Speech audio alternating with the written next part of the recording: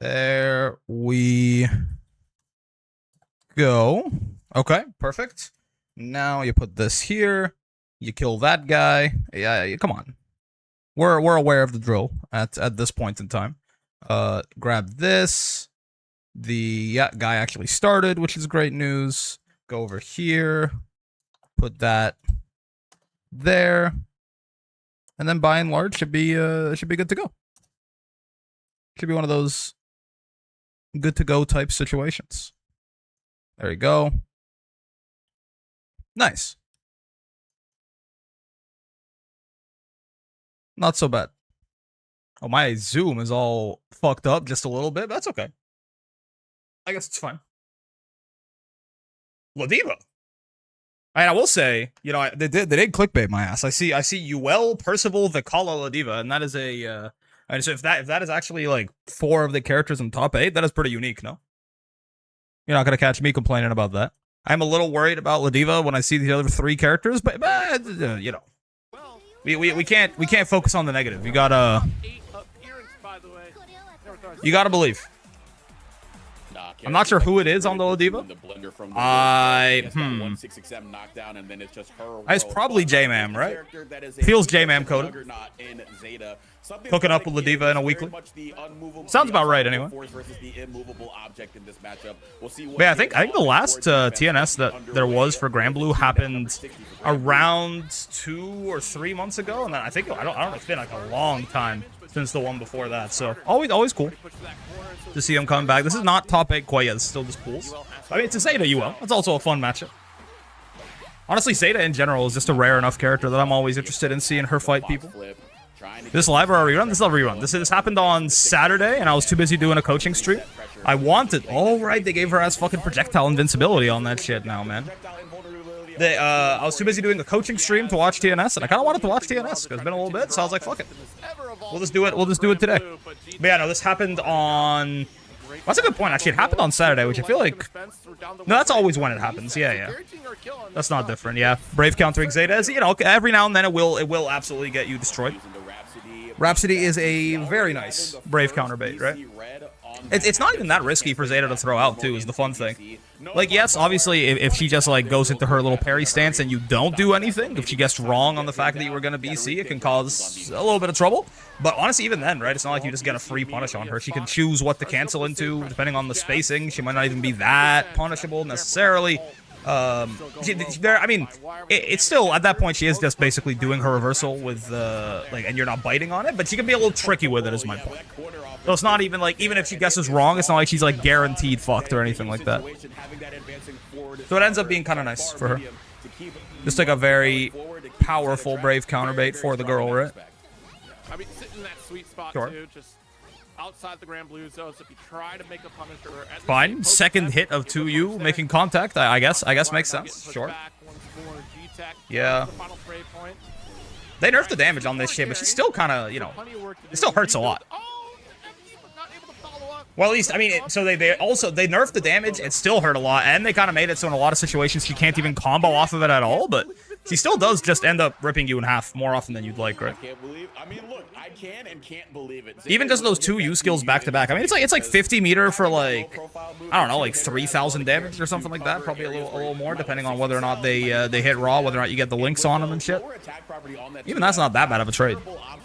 And that's like after 2 pretty strong phases of nerfs to Zeta's ability to just have 75 meter and send you to hell. That? I guess that's just UL far M being a little slow, right? Sure. Ow.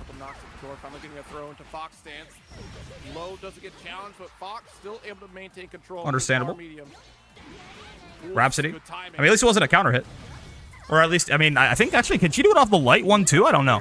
I know it's like if you get the counter hit on the light Rhapsody, then it can cause.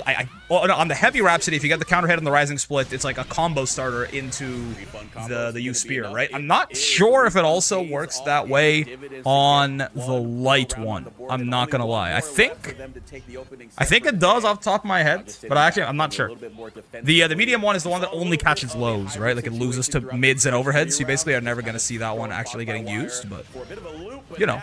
We may be looping some 50-50s right here. Fox, regardless, any ability to turn a reversal into a combo is always going to be appreciated. Thank you so much for the You're never going to be too mad at that. Greatly appreciated. How? Sure. BC out. Fox by wire. Addison G-Tech still able to find a side swap on the pogo. This is like the old Zeta combos, I think, right? Like, it's like before they made it so that Harass could get the wall bounce off of the spear. U-Spear being safe-ish is pretty fun as well. They did come after that too. They did make that like more punishable back when they, I think, originally nerfed it in the Versuja patch. But yeah, you can do some tricksy stuff with it, right? Zeta, she can do some shenaniganry for sure. Oh, okay, you're still dead. Yeah. Doesn't really like walk up close M. Obviously not like the optimal way to kill that, but you know what fucking matters is that the UL dies. If the UL dies, the UL does, and you're kind of chilling. You don't really care about anything else. That's pretty strong. I assume Pools is first to 2 here, so I assume that's the end of this match. We get to see the Zeta win screen as well. What a time to be alive. Okay, yeah, looks like it. Okay. Siegfried versus Avatar Belial? No, I don't think this is a good idea for anyone involved, no? Icebound and Amber. Icebound, that name sounds familiar. I feel like I've definitely fought this Siegfried a couple of times on ranked or something like that. Amber?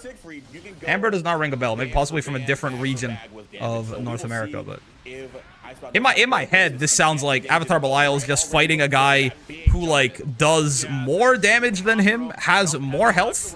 I mean, I guess Avatar has a projectile advantage, possibly. I'm a little spooked for him though. You could have killed on the previous combo, you will please. Wait, really? I guess they didn't have that much health left, did they? Optimization does matter. You give your opponent another chance to get back in the game, and then they fucking kill you, right? Like right there, when you punch the DP with close M, you just kind of did a combo that killed. Who cares? The important part is you know, does it kill? If it doesn't kill, though, oh, dude, nice bait. What the hell? Okay, that was actually quite nice. I mean, if like Abel is doing that like baseline, just going like up and down like that, he's like basically doing nothing for 40 or 50 frames or something, but you never see it coming, right? Sometimes the bad option is the good option exactly because it's unexpected. I fuck with it.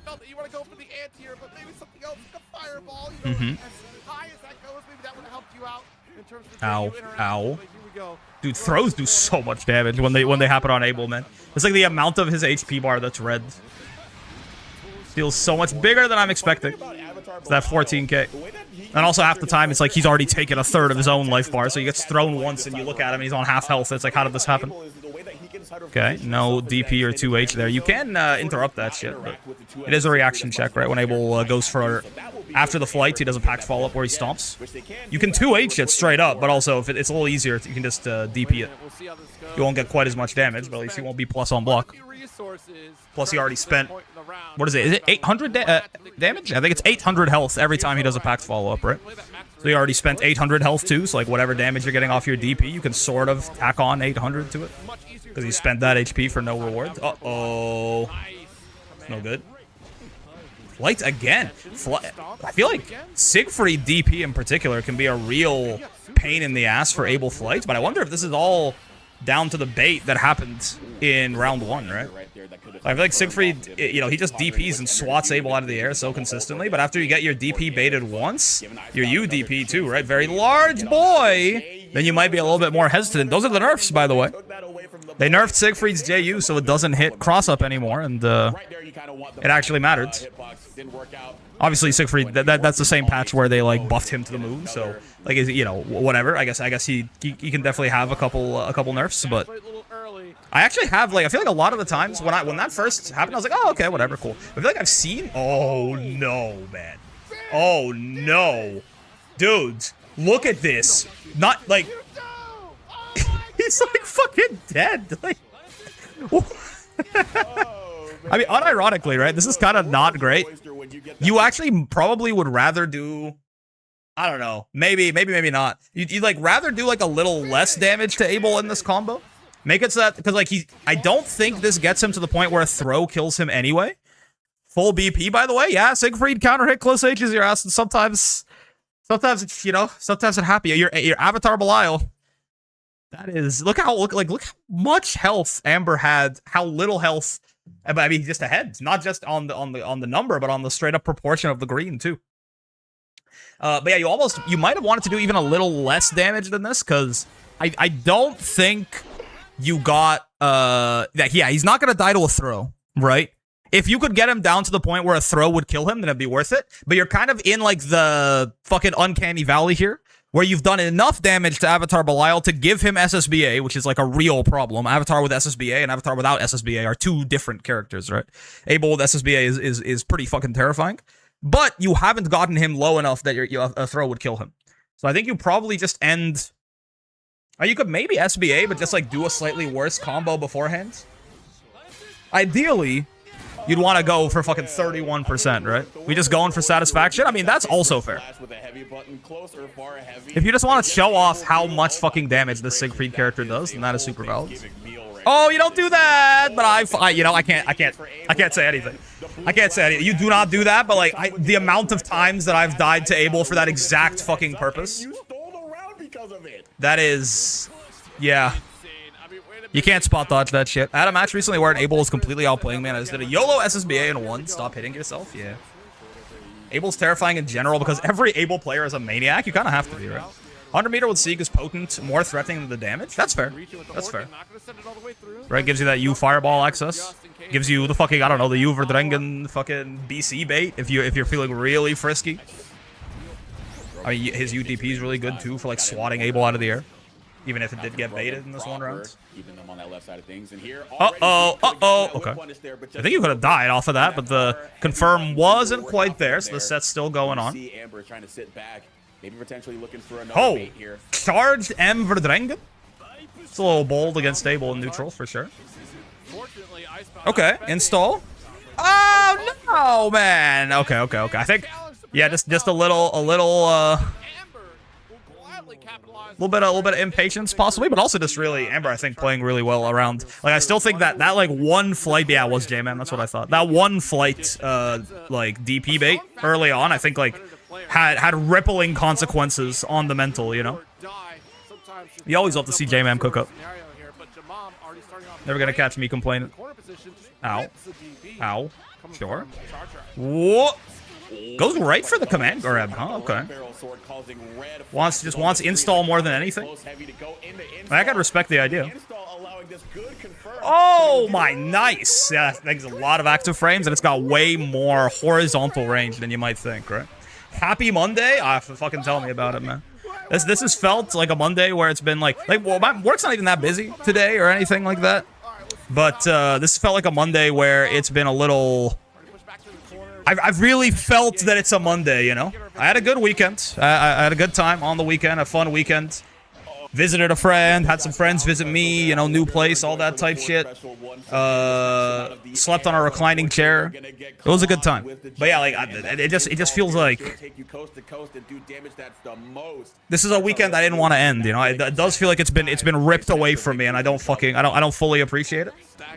On the bright side, I'm going on a trip starting Wednesday all the way till Sunday. I'll be back on Monday, so you know, I definitely, I feel like it's also partially that. It's just like knowing that I have a vacation coming up so soon has made me really feel those last couple days before it gets going, you know.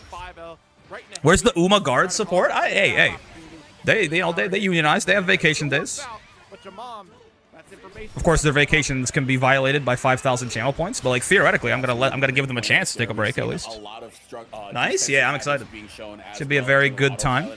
Oh, you safe jab this right? Yeah, okay. That was close. That was close, but it does work out. Yeah, you know, they get vacation days. If the shareholders say they want them to lose their vacation days, though, it happens. But like, you know. It gives me plausible deniability, at least. I get to make you guys the bad guys.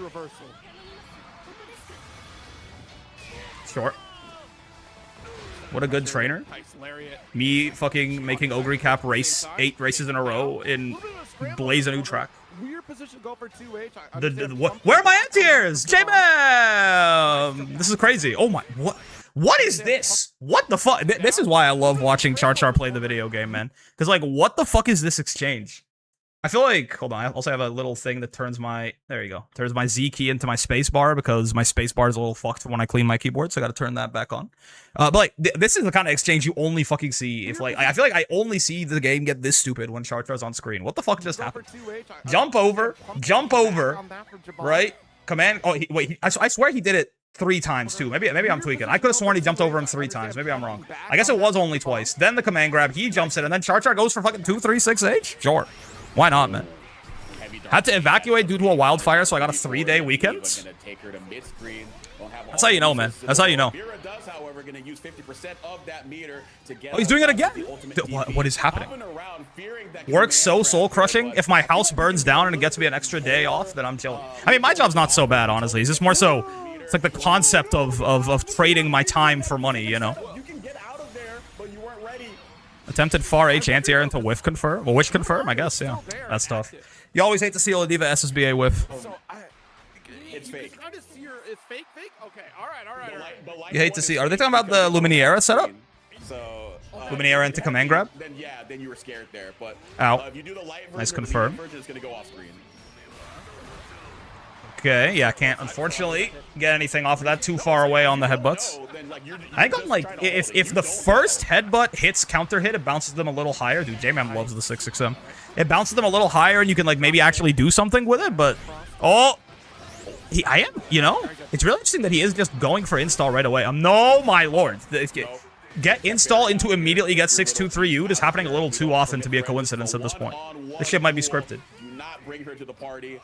Yeah, I wonder if this is like if Char. I mean, Char is like well-known fucker arounder guy, but I wonder if there's actually a rhyme or reason for this. True reversal, and that's exactly how you reverse fortunes. Like obviously, Vera install is huge, but on a counter hit close H, like not cashing out a little bit of damage, maybe even like cashing out some damage into the U Luminaria, into again going for it. I mean, there it makes sense because there you actually don't have the meter to do anything else with that. Basically, he's getting danced on, man. Thanks for the 3-stream streak, by the way, Uzumaki. Much appreciated. He's just kind of getting danced on. She is a fucking butterfly. She's a little gnat, just dancing around him. He's getting crossed up, left, right, up, down, command grab, counter hit. That was crazy going for that setup after that exact hit too. Oh, okay. Honestly, you could have just nice reaction on the whiff. BC into DP, of course. Just again, not familiar with the situations that Char's putting them in. I mean, I'm not gonna hold it against him. Light Lariat, my beloved. Oh yeah, too far away, no confirm. I do wish that like Ladiva's headbutts were a little bit more consistent as a confirm and like a combo tool in general, but like I get it. Like it's yeah, like she's, you know. They want her to be primarily like really threatening with meter type shit. Yeah. I get it. I understand. It's an intentional weakness for the character. But like, boy, does that shit feel bad sometimes. That didn't combo?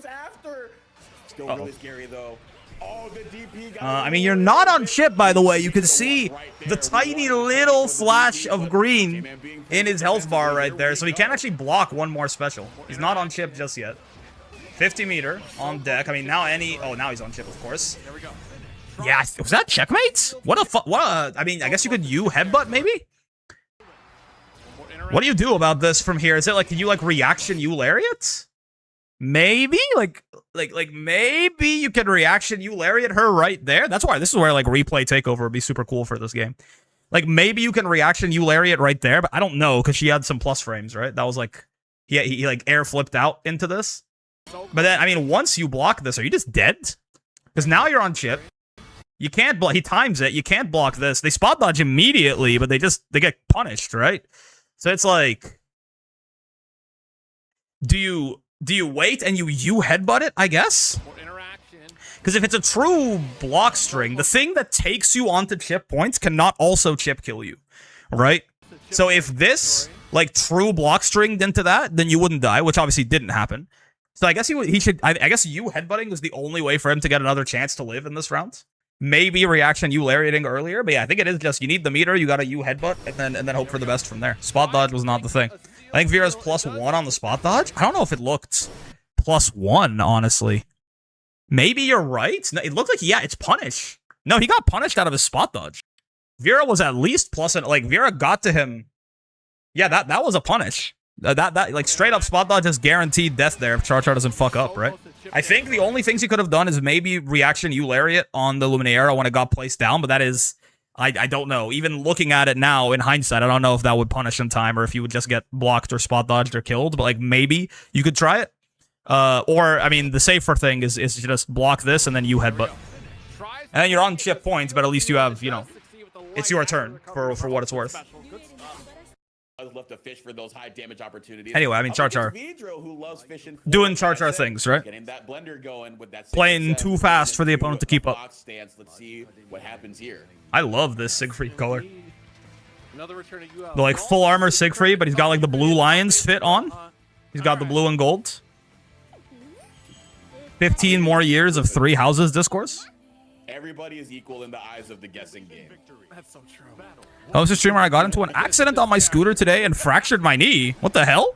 I'm sorry to hear that. That sounds painful. I hope you're feeling all right. I'm happy you're streaming today. It's cheering me up. I'm glad to hear it. I'm glad, you know, whatever I can do to help. That is unfortunate. I hope you get better soon. I guess, I mean, a fracture is certainly better than some other things. I've never broken a bone straight up, but I have fractured my. What is which one is this bone? Like the bone that go like it's from like your tricep to your elbow, or like from your shoulder to your elbow? Which because this is the radius. No, is this the radius? The like forearm bone? Any like doctors or nurses or people who have recently taken a biology class and still remember this shit? Anyway, whatever this bone is, the one that goes from your shoulder to your elbow, I did fracture that when I was quite young, and it was very painful. I can only imagine a knee is a little worse too. Actually, a little bit surprised I haven't hurt myself in like more meaningful ways. I think I fractured my my toe. I fractured like my little toe on my right foot once because I just like it's like basically I had like the giga toe stub, you know, where I was just like I was running through a hallway and I just like full on like, you know, kicking my feet forward to run and I just slammed like soccer kicked my toe into like a steel wall. And it like it was in a I don't know if it was broken. It might I don't think it was broken. I think it was like even then it was still just a fracture, but those are the only times I've really injured myself meaningfully. At least in terms of like fracturing my bones or shit. I did have to get a tetanus shot once because I got stabbed by a nail when I was like exploring this abandoned playground, but speaking of 3 houses, opinions on the new Fire Emblem game? Here's the thing, right? I don't have any opinions on the new Fire Emblem game because I want to play more Fire Emblem games, but I like have not. Like the only Fire Emblem game that I've played is 3 houses. Oh my lord. Oh my god. Yeah, Siegfried DP is a little too big for that. Some other characters that would have worked. The jump there, that dodges like Catalina DP, whatever. But yeah, so I don't have any opinions of my own. What I will tell you is I have a friend who's very into Fire Emblem, and they seem excited about it. Right? They seem excited about it, so it's really swollen and I can't move. Yeah, I can imagine. That sounds unfortunate. So fracturing your knee sounds painful. You know, get some rest. Hopefully you feel better soon. And yeah, enjoy the stream, man. But yeah, my friend who's really into Fire Emblem is actually, they seem like they're very pumped about the new game. So I'm going to just kind of symbiote their opinion for myself and say that shit is just, surely that shit's going to be good, right? I mean, also, as a Fire Emblem tourist, 3 Houses is the only game I've played. I played quite a lot of 3 Houses, and I liked it a lot. So the idea that this one seems to be related to 3 Houses in some way, maybe I'm outdated on the lore, but last time she was telling me about it, it was like, we're not sure if it's a prequel or a sequel to 3 Houses yet, but it's like it's like the same timeline, same universe, whatever. Like, it is like a successor to that game. So, I mean, as a Fire Emblem tourist, at the very least, that's fun for me. I fractured my pinky playing football once. That shit sucked. Yeah. Honestly, though, it is like pinky. Never mind. Yeah, this one sucked. I was thinking pinky toe because I fractured my pinky toe, and like of all things to fracture in your body, I think if I could choose a bone to fracture in my body, my like right pinky toe or something. Maybe my left pinky toe. I feel like my left pinky toe gets used even less than my right pinky toe. But like, yeah, like one of my pinky toe bones is probably what I would pick. I feel like it's one of the least impactful things. I didn't even like Like, I have to be careful if I stepped in certain ways, it kind of hurt, but I kind of just like lived my life until it healed. It was sort of super chill. That's how you like elevate your feet. I sit with my legs up on my desk by default. Like that's my most comfortable place. Pinky finger? That shit would suck. I'm not gonna lie to you. Pinky finger, I'm not into that. Well, not the worst part. No, I mean, okay, if you had to break one of your fingers, the idea to mash on the pressure reset that's attempt, probably the best one, right? but unfortunately, it was like the exact. I feel like the pinky's kind of underrated, but I also feel like I don't need it for grabbing things. You know what I mean? Maybe the ring finger is more worthless. Like if you have to like lose a finger on one of your hands, basically. Good night, Brick, in all caps. Good night to you as well. Good night, Sauron, in all caps also. Fireman likes to do 2 games in the same world. Usually that makes sense. I don't know if the ring finger or the pinky finger is more useless. I feel like it's maybe like I'm just like literally like grabbing things and feeling how it. I feel like the pinky. Okay, if I had to pick, I will pick my left pinky. I think. Yeah, I feel like grabbing things with 4 fingers, and one of them isn't my ring finger, like basically every finger but my ring finger, versus grabbing things with every finger but my pinky. The non-pinky grip feels significantly more stable to me. So I feel like obviously all 5 is better, but I feel like the pinky's not doing that much work. I would probably also pick my left pinky. If I had to like lose a finger straight up, I feel like I would also pick my left pinky. Because my right pinky is where I flex the engineering ring, you know? So we can't have that. Left pinky, I don't think what is it you say what is it you would say that you do around here exactly? I feel like you don't like as a right-handed guy, what the fuck is my left pinky doing for me? I don't think I can work tomorrow, but I'm scared to call out because they'll get mad at me. Listen, I don't understand your professional situation, obviously, and like, don't take advice from like some shithead on a camera. But like, what I will say is like, like surely you need to take a break, right? Like, I understand sometimes it's not that easy. Sometimes you're in like a tough situation and your job sucks, but also you have no other choices. So like, you gotta do some fucked up shit. But like, I would say, like, if you fractured your knee and it's swollen and it hurts and you can't move, I don't care if you, like, work at an office job at, like, a desk, you know? I feel like you need to rest up, you know? Do your best. You don't use your pinky for typing? Oh, wait, that's true. Shout to Callisto, fellow commentator and cat player, putting me on game to how strong the Midwest. That is true. My ring finger might be less useful for typing. Actually, a lot of work kind of likes to do. Like, just kind of sit back, play that space. Me on game to options look like. Oh, sorry. Fucking. Hold on. Okay. Let me just give me a second. I'm doing something. I gotta think about this. I feel like I don't know what fingers I use to type what, like, consciously, you know? I use all my fingers for typing? Yeah, but use some of them more than others, you know? Like, the thumb is actually probably the least useful, because, like, the spacebar, sure, yeah. But the thumb is probably the least useful finger for typing. You can just, like, auto hotkey the spacebar to something you can hit with, like, your ring finger. Like, if I type, like, oh my god, I love Wilness so much, I want him inside of me. I feel like my left pinky is not doing anything in here. You know what I mean? Like, my right pinky, I feel like, because my left pinky is, like, hanging off the keyboard. You know? Like, he's probably on, like, not even for shift? No, for shift, yeah, but, like, that's, like, not that important of a job. You know, if your job is one button, you can be auto hotkeyed. You can become unemployed through an auto hotkey script, and that's a bad look. You know, you're right. Like, I use him for shift, but I could rebind shift to like some other shit, right? Maybe I could start using like right shift for once in my life or something like that, right? So I think left pinky is not. Well, maybe right pinky in this case is less. Well, no, yeah, right pinky's got jobs. Right pinky is hitting enter. Right pinky is hitting like plus, minus, backslash, backspace. Actually, backspace, I think I move my hand over and the ring finger does that. But yeah. What's wrong? What did I say? Well, I don't think I said anything wrong, man. But yeah, I think all in all, if you had to pick one of my 10 fingers to cut off, I think I would tell you the left pinky. The funny thing is, I feel like if this was more than one, the answer might change. Like, if I had to lose 2 fingers, is it both pinkies, or does suddenly the fact that I'm losing 2 fingers mean that I have to, like, give up a hand a little bit or something? Like, I have to go, okay, well, no, you can take my pinky and my ring finger on my left hand, and my left hand is kind of impotent now, but, like, my right hand gets to stay at full power. I think it's still 2 pinkies. Kid named Finger, yeah. My ring fingers and pinky is for the far ends of the keyboard while my middle and pointer handle the middle. Yeah, like I probably do that unconsciously as well, but I feel like my left, like okay, if I don't know how to show this to you, but like I dropped my keyboard. And a bunch of keys came out of it, which is interesting. But like I feel like if like when I got my hands on my keyboard, my left pinky is like hanging off the side of the keyboard. He really I think his only job is to hit the shift key, really. Right? So I feel like that's not like good enough. I think that's not good enough. I think we can cut him straight off and then fucking or alternatively you could double it and give it to the next guy. That also works. I never use my pinky to type. I use my right pinky. I think right pinky he does work. I lost the 6 key on my numpads. He fell off. Very important for 2-3-6 notation. So we got to get him back in there. And then I lost the 8th key, not on my numpad, on my actual like keyboard number row. There you go. Okay, we're back. What are your fingers' names? All guys name their fingers?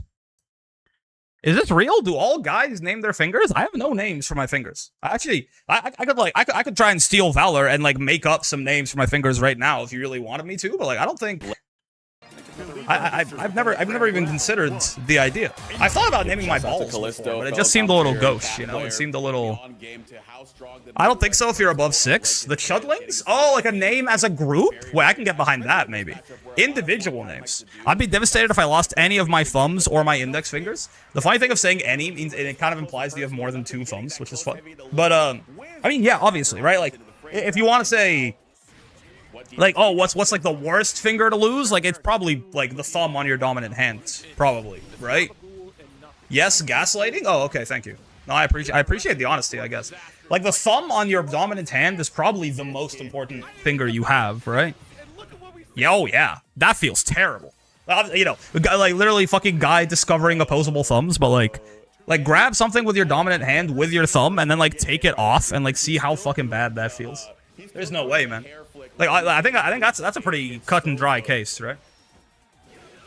Ladiva players are insane. That's a weird way to spell based. Sometimes you have to be a little crazy to change the world. Have you considered that? The ball's name should be kept in secrecy and only be told to your wife as a signal of love. Honestly, I don't think your wife would get it, man. I think you can only tell your partner your ball's names if they also have balls. I mean, your wife can have balls. That's fair. If you're talking about, you know, if you're talking in like a heteronormative sense. I feel like basically if your partner doesn't have balls, they won't understand. They won't like, they won't get it, man. Change the world? Shit, I guess. Yeah, man. Sometimes you gotta be a little crazy to, sometimes you gotta be a little crazy to realize that we have a fucking trillionaire in the world now, and he's also simultaneously like the least likable person on planet Earth, and like, you know, that's, you know, sometimes you gotta be a little crazy to figure out that maybe someone should do something about that. Where would you attach a tentacle if you had to have one? Ooh. You know, is it prehensile? Is my tentacle prehensile? Can I, like, do I have, like, can I control it like an arm and a hand? You know? Care for this YouTube title to be something like Streamer Discovers Thumbs, OP New Tech? I don't, you know. That's not how I get down. Maybe I should title my shit like that, though. I might, you know, that shit might do gangbusters, but... $1 trillion but 0 aura, was it worth it? That's kind of what I'm saying. I don't have balls, but I would get it. It's like, see, it's like you think you would, but it's like, would you really? Like, if you don't have balls, like, would you really, I guess? You should call out of work, by the way, tomorrow. I'm just, you know, do your best, at least. You should not... I mean, especially if you work a job that is at all physical, and you're not, like, if you have to stand for your job, or, like, God forbid, if you actually work, like, a job that involves some amount of manual labor, like, please don't go to work with a fucking fractured knee, but... Yes? Ooh, if it's prehensile, dude, it would be so awesome to have, like, a tentacle, like, tail. You know what I mean? I could, like, wrap it around my waist like a belt, like a fucking, like, the Saiyans from the Saiyan saga and onwards. The Saiyans from a hit anime television show, Dragon Ball Z.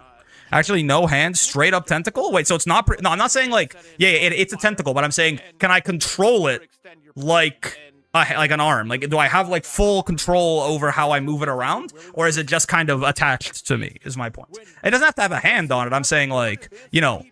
Do I have full control of the muscles in the tentacle in the sense that I could choose to wrap it around something of my own will or something like that?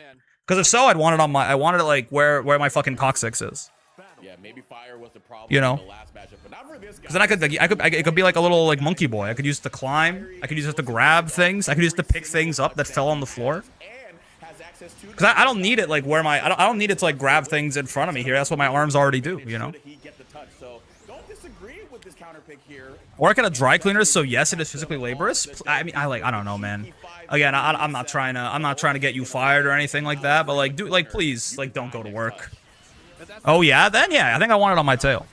I'm putting that shit on dominant hand or wrist. I'll be doing all kinds of inputs and jerking it crazy style, I suppose. Like, I guess. I feel like, oh, you know, I didn't think about that. Does jerking it with a tentacle feel awesome? I could do that when it's on my tail, though. But I mean, I might lose out on some of the you know, might not get the whole thing. Brick? What? He brought it up.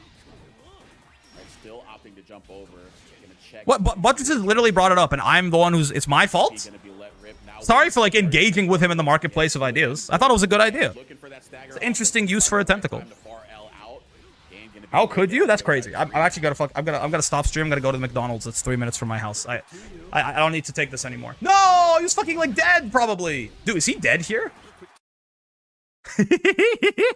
I think he's dead. No, he's not.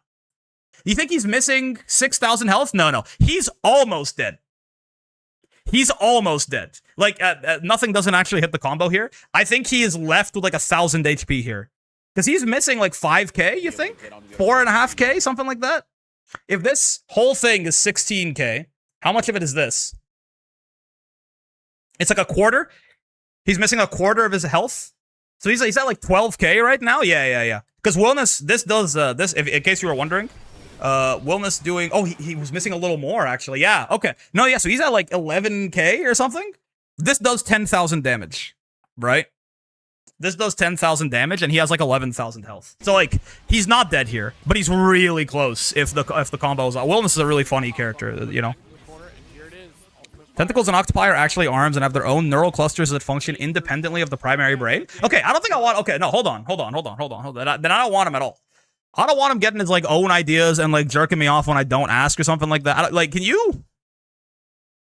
If you have... Okay, this is a normal... Okay, no, but I'm curious about... You know, I was going, hey, yo, hey, Smith Stream or what? But I'm genuinely curious. If I have a tentacle that has its own neural clusters and thoughts and, like, doesn't listen to what I tell it to do, and it starts, like, jerking me off when I don't... Like, can you be raped by, like, a tentacle that... Or... Maybe this is not a very... Maybe it's not a very... You know, maybe I should move on. But, like, it would count, right? Let's say, like, can you be, like, sexually harassed by a tentacle that is part of your body, but has its own set of, like... It makes its own decisions? Like, it has its own... I think so, right? Isn't this what that fucking show Parasite is about? That's definitely the first thing it would do. I mean, is my tentacle male or female? How was it socialized growing up? That's what Parasite's about, right? I think. I haven't seen the show, but I'm pretty sure that's what that show's about. Not the movie. Maybe we should move on? Okay. I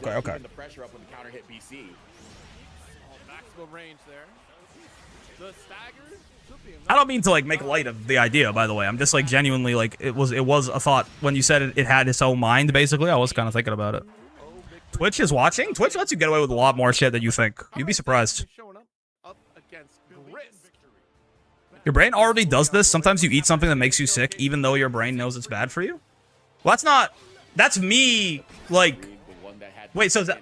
Is this a question about, like... Is this a question about, like, what it means? Like, what part of you is, like, the self? Is that what you're saying? Because, like, if my brain goes, don't do that thing, and then I do it anyway, did I do that thing? Or did something that wasn't me do that thing against my will? This is, like... You're getting philosophical with it. Was that me? I feel like that was me, right? Like, I mean, as someone who has not thought about this very deeply, the thing that I identify as myself is my conscious thoughts, generally. I don't think I identify super heavily with my subconscious as, like, a guy. Like, that... I don't think I identify with my subconscious. Is incredibly intrusive thoughts happen to everyone and isn't you. And that's not what I'm saying. But also, thank you for the 8 months, Midnight. It's more like if my brain goes, oh, we shouldn't have 6 donuts right now because 6 donuts is bad for us, and we're trying to lose weight. But then it's like, but I eat the donuts because I'm like, no, but donuts yummy, right? What is that? Are both of those guys me having a disagreement, or is me the guy who had the donuts, or is me the guy who had the thought that we shouldn't have the donuts? They're all me, I guess, right? What if the tentacle brain is similar to yours? Then he wouldn't do that shit because I'm like based or whatever. You contain multitudes tragically? Fuck, I guess, right? I enjoy the new standing camera because now streams feel like we're having a conversation with a very frenzied man at the counter at Wendy's. What?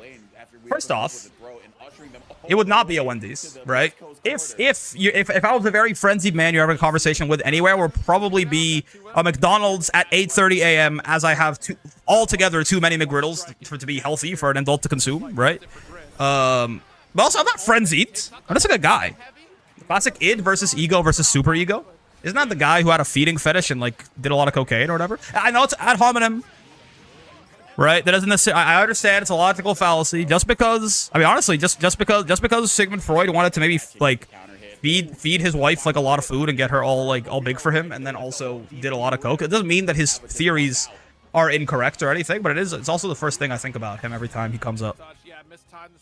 Is ego or super ego coming out after id? I mean, they're probably coming. They're the secret drops for the real Endless Ragnarok DLC. We'll see if they actually end up coming to Granblue though, right? Because our brains have several lobes, but they all you. Okay, but that's not what's going on here, right? That's not what this is though, right? Like when part of me is trying to be disciplined and part of me is trying to be indulgent, that's not like the fucking parietal lobe and the frontal lobe of my brain having a disagreement, right? That's not what that is. Is it? Like, the different lobes of the brain are in charge of different kinds of processing, but it's not.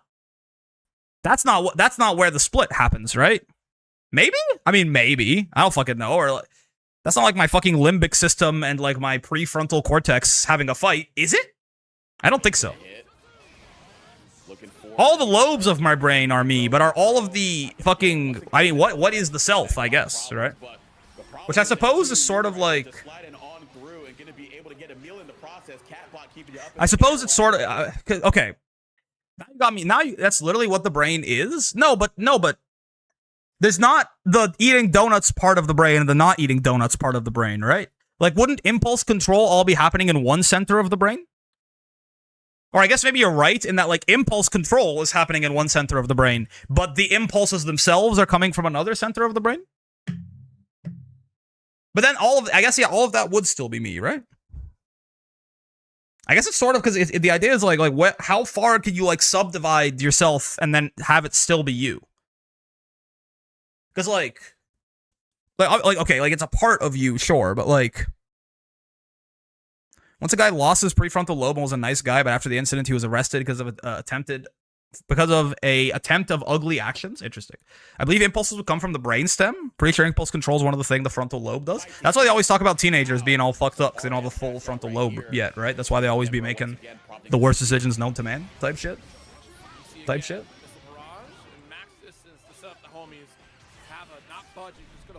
But like, okay, the impulses are coming from the brainstem, but aren't they also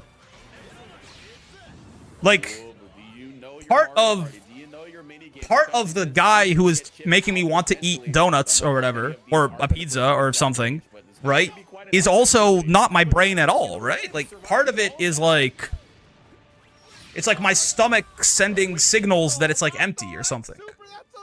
It's like the whole nervous system, right?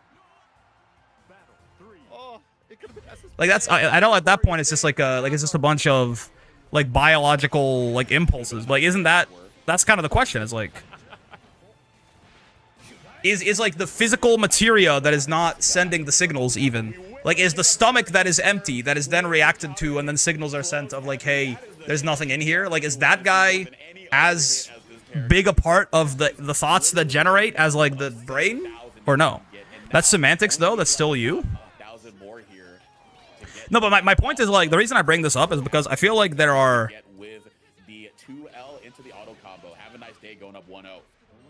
I mean, maybe. That's an interesting idea. That literally... Because that's... Is it... It's only me as like a... It's only me as a composite? Is it only me? Like, the entire thing as a composite is me? Because you can remove parts of me that we're saying are me, and I'm still me, right? Like, is my arm a part of me? Absolutely, right? But if I cut my arm off, I don't cease to be me. If you, like, removed my stomach and I was alive somehow still, I would still be me. You could probably remove a few, like quite a lot out of my brain, and I would still be me. I think. Right? Chip of Brickius? Yeah, I guess. Yeah, you could, like... I don't know. How many tangents we on so far? It's like, this is like the second or something. This is the fucking, the Vaporwave suck from back in the day. It's funny to think that we're all functioning with incomplete brains up until our 20s. But the brain is you? The brain is me? But the arm is still you when you remove it? So when you cut the arm off... I don't think the arm is still me when I remove it. Because, like, when you cut my arm off, I'm not in two places at once suddenly. Like, I'm still... like, if my severed arm was over there and I'm over here, right? Like, it's my severed arm now. You lose a part of yourself, not what makes up the being of you. Yeah, so I guess that's the question, is, like, what is the core of me, right? At what point have you, like, removed enough of me that I'm not me anymore? It seems to be, like, pretty important. It seems to be pretty important that I'm alive to be me, right? I feel like it stands to reason that when I die, I stop being me. Is that fair to say? I think so. Like, if I'm dead, if we remove your brain, is the brain you or the rest of the body? Am I alive? Dude, the game is over. This is brain in the jar type thing, right? If you had some, like, magic scientific process that could take my brain and my roommate's brain, right, and swap our brains and our bodies, and it just works, right? Like, obviously, we would die in the process. But let's say for a second that, like, his brain's in my body and my brain is in his body. I'm over there now? Like, I would not be, like, not all of my body suddenly is not me. Now that's him, because that's where his brain is. Aren't you? That's what I'm saying. That's the question, right? That's the question I'm posing. Is the brain you or the mind? What the fuck is the mind? That's another question too. What is the mind? Right? Like, what does that mean? Because the brain has a definition, at least. It's the big lump of jelly. You literally change bodies? I see. Okay, I mean, that's, yeah. So you're saying... So you're saying wherever my brain is, that's me. I mean, that's at least a... Feels like a consistent way to think about things, right? That feels like at least it answers a lot of questions. But I'm not, something about that just feels, something about that feels a little, it's not fully satisfying for some reason. And I can't like put my finger on why, you know? You have side effects because the rest of the body matters in a sense of hormonal and health issues? No, but yeah, but like if it feels not quite right to say, like, if I swap my brain with someone who looks completely different from me, like physically is different, whatever, but like, you know, now my brain's in there, it's got all my memories and and like it thinks in the same way that I do and whatever. Yeah, maybe I have like some slight health issues adjusting to the body, but let's just say that works. Like, it feels really weird to go around walking in that guy's body and go, this is me, actually.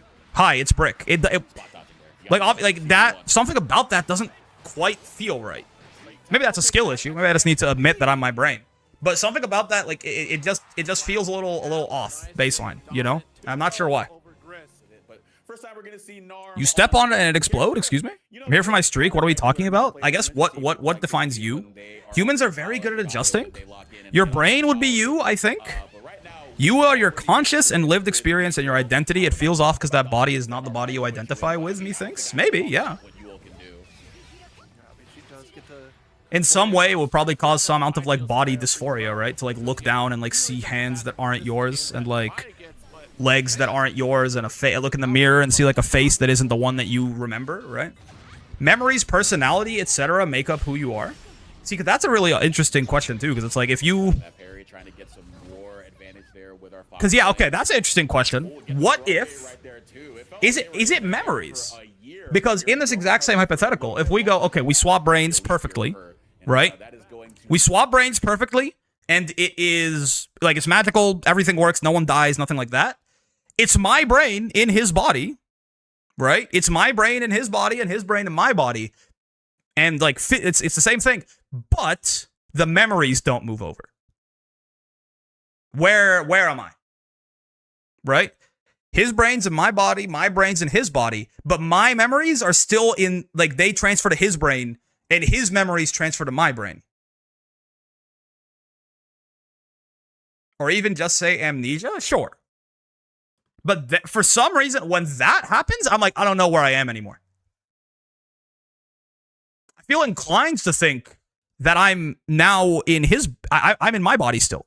If you swap my brain with another guy, but you also take...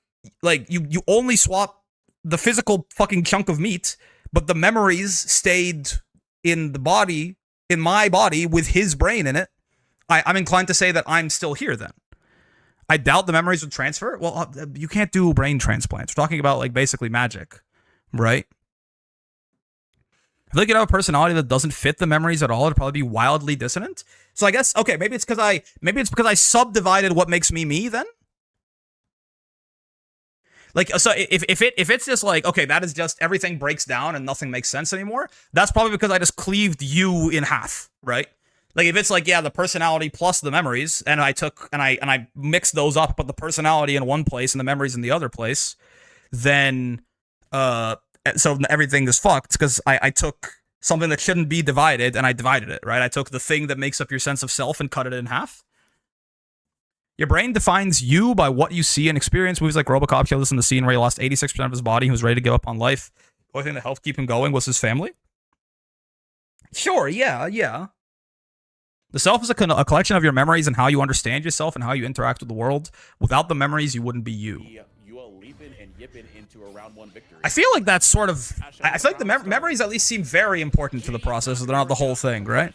Why is Brick talking like a Kingdom Hearts character? Kingdom Hearts? I've never played Kingdom Hearts. Maybe I'm reconstructing Kingdom Hearts from base principles. I think personality is built from what we learned via our memories. If we get new memories, our personalities are now developed from something we no longer have. So... do personalities exist separate of memory? We are how you respond to what we've gone through. You are still you without your memories, but now you're like question mark, question mark, question mark. This is the recent ReZero plot. The guy loses his memory and doesn't understand why people love him when he knows his past self is not a very likable person. Is your personality even a thing? Like, your memories at least feel like a concrete thing that I can, like... You can... it feels even like test whether or not someone has their memories, right? Like, you can, like, ask someone a question that only they would know type shit, right? But I feel like you're, like, so in that way, memories seem solid in a sense, in the sense that, like, not, obviously they're not like a, well, maybe they are a physical thing, because maybe they're stored physically, like, yeah, like a fucking hard disk somewhere in your brain, right? Wherever that shit goes. But, like, in the sense that, yeah, it seems like you can test whether or not someone has their memories, but, like, it seems a lot more nebulous to figure out if someone still has their personality, which makes me think that maybe the personality is like a construction of things. Like, if the memories are a Lego piece that builds stuff, the personality is a thing built out of Legos. You know what I mean? Memories seem more fundamental than personality to me. Trying to make a game 3 happen, already ushering them into the corner and sniping them out. I feel like if I don't know, if I, like, don't recognize my family, if I don't know my own name, if I don't know what I've been through, if I don't know why I'm here, like, if suddenly you just zapped it, right? And, like, I'm like, why the fuck am I here? What is this? What is this thing on my screen? Say I even remember the concept of screens, right? But, like everything that is, like, personal to me, I'm like, I don't understand why I'm here. What is this mic doing in my face, right? Like what is happening? You know, I don't recognize my, like, parents or my brother or my friends or my, like, anything. I don't remember anything that happened to me. I think I would have a very hard time identifying as this guy, you know? Like, I think it's like, is that person still Brick? I feel like I would have a very hard time saying yes to that question. So at the very least, I feel like memory is a very fundamental, right, aspect to it. I think it's why dementia is such a scary thing. Yeah, 'cause you talk about, doesn't dementia lead to personality change? Maybe, yeah. But like, I feel like it's really, that's why it's kind of a horrifying idea, right? How much of your memory do you then have to lose to stop being you? Ooh, it's a good question. It's a good question. I don't believe so. I believe someone's personality changing is something rather obvious as long as the person understands your true personality. I mean, a significant change, yeah. Like if someone was very kind and gentle and calm and suddenly they like walk up and hit you, yeah. But like, it's almost like it feels like what a person's personality is sort of subjective in and of itself, right? Even in your own sentence is like, as long as someone understands your true personality. I don't think I know what my true personality is, you know? Like, what does that even mean? Like, I think it's a little bit like, I might think that some people that I don't like, their personality is selfish or arrogant or whatever, but that might not be what someone else sees. But that also might not be what they see. But there's really no way to tell who's right about that. Whereas, it's pretty clear of like, you know, if I ask you, what is that guy's name, and you like don't know it, that's pretty clear that you don't have the memory of that guy's name, right? So it's a much more like objective thing of like, do you have this memory or not? It's like, hey, do you remember 3 summers ago when we were in Belgium, we went to that chocolate shop? I mean, you could lie to me, I guess, but like, it's also pretty easy to be like, okay, no, like you remember that or you don't remember that, right? Whereas like, it's kind of hard to decide what someone's personality even is, even for the person themselves, let alone like people who are close to you who might understand you well, right? Not on topic, have you finished JJK Season 3? Yes, I have. That shit is really good. That shit is beautiful. I fear for the Mappa animators. I think they're in danger. I think they've already been endangered, and I think it's really fucked up. I wish that we could produce stuff like this. Maybe like, you know, make it take a little long. I'd be very down to wait, you know, fucking 3 years for the next season of JJK to come out, as long as they actually treat the animators like people. But you know, the end product certainly is very good, and it feels like it's actually an improvement on the manga, which is cool, because there are parts of the last arc that I definitely want there to be improvements on. So it's heartening that maybe the you know, the Shinjuku arc in the anime might be better than the Shinjuku arc in the manga, which is cool for me. I don't know how much of your memory you have to lose to stop being you. That's a really scary question, right? Because like obviously, if I like there are extremes here, right? I think memory is paramount to someone's individuality. I would say so, yeah. A person's personality also changes over time, so their memory. But I guess, again, it feels like memory changes maybe in concrete ways, but that might be an illusion of the brain. It might be an illusion of the brain that my memories are concrete, right? I know we you know, it's proven we make up fake memories sometimes, but yeah, exactly. We can gaslight ourselves, right? If there are 2 timeline bricks, one went to therapy and the other didn't, do you think they're 2 different guys 20 years down the line? See, that's kind of fuck. Like, that's a really, because like, no, that doesn't seem right. Yeah, like my intuition, at least, if you ask me that question, right? Or even like outside of going to therapy, it's like if I just had different life experiences and therefore I became a different person. One of them had an easier life and one of them had a harder life, and you know, whatever. Like, and things went that way. They had different scars, things like that. But like, in my head, I'm like, no, those are just 2 different versions of me. That's not the same guy, right? Like, but it's not the same guy, but it's in 2 timelines. But both of those guys are me. I think. Like, my intuition tells me that isn't a different person, you know? And it's not just because he shares my name. A single important memory is enough? No, I don't know. Like, if you... Okay. Say, for example, that, you know, you got married and it was the best day of your life and you were marrying someone you loved and it was the happiest day ever. And then you got hit in the head, you had some accident, whatever, and you are entirely the same guy. You remember everything else, but your wedding day got fucking just factory reset out of your brain. Like, the day before it, you remember perfectly. The day after it, you remember perfectly, at least as perfectly as you can remember like a distant day. You have that chain of memory all the way back to when you were a kid, but you're like, wedding day is gone. You're still you. Like, you're not that guy anymore, right? That would be a very sad thing, right? I think you would be sad. You'd be like, oh, that was such an important day to me. That was so meaningful, and now I can't remember it. Like that. I think that would cause like, I think that would cause a lot of like stress. But I don't think that you're not you anymore. So even one very important memory doesn't seem... I think habits play a heavy part in this category. Habits? What does that mean? a V-drill getting started with the patented corner offense. Is this like a "you are what you repeatedly do" type shit? 1 BP once again, really valuing that situation that they've been putting them all set. I don't blame you in the throw. I don't. That what?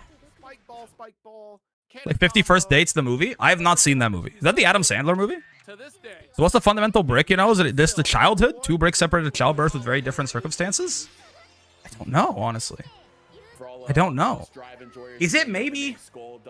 That's kind of what I was thinking when you mentioned like the one important memory, and I'm like, no, I don't think losing one very important memory is enough.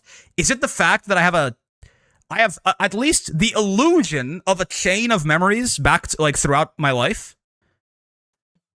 Like, I don't remember everything perfectly, and I obviously gaslit myself on a lot of shit. But it doesn't have to be true. It's the fact that I think it's true.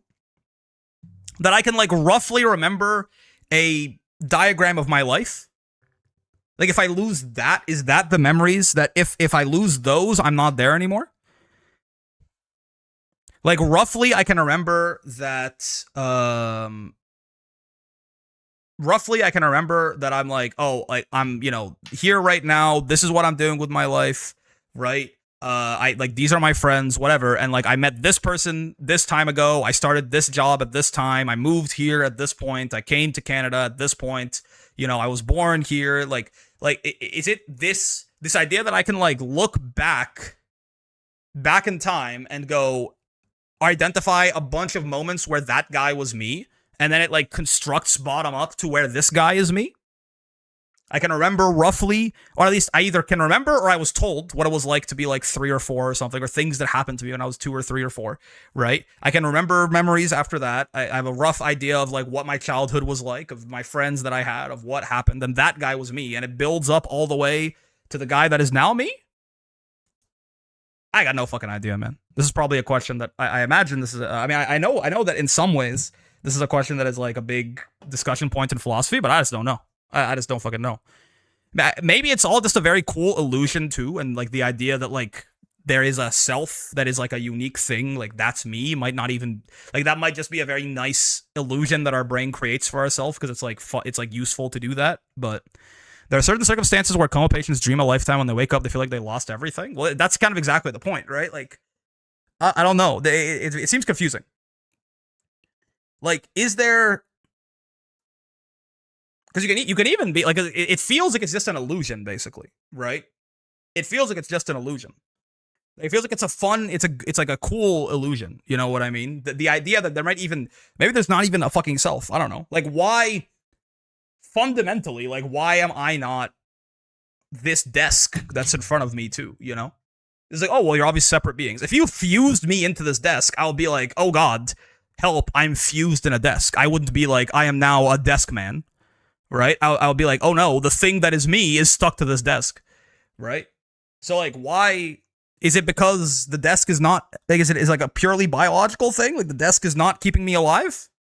Like, I am a collection of things that are all moving in it, like, they're all operating in order to keep this thing living?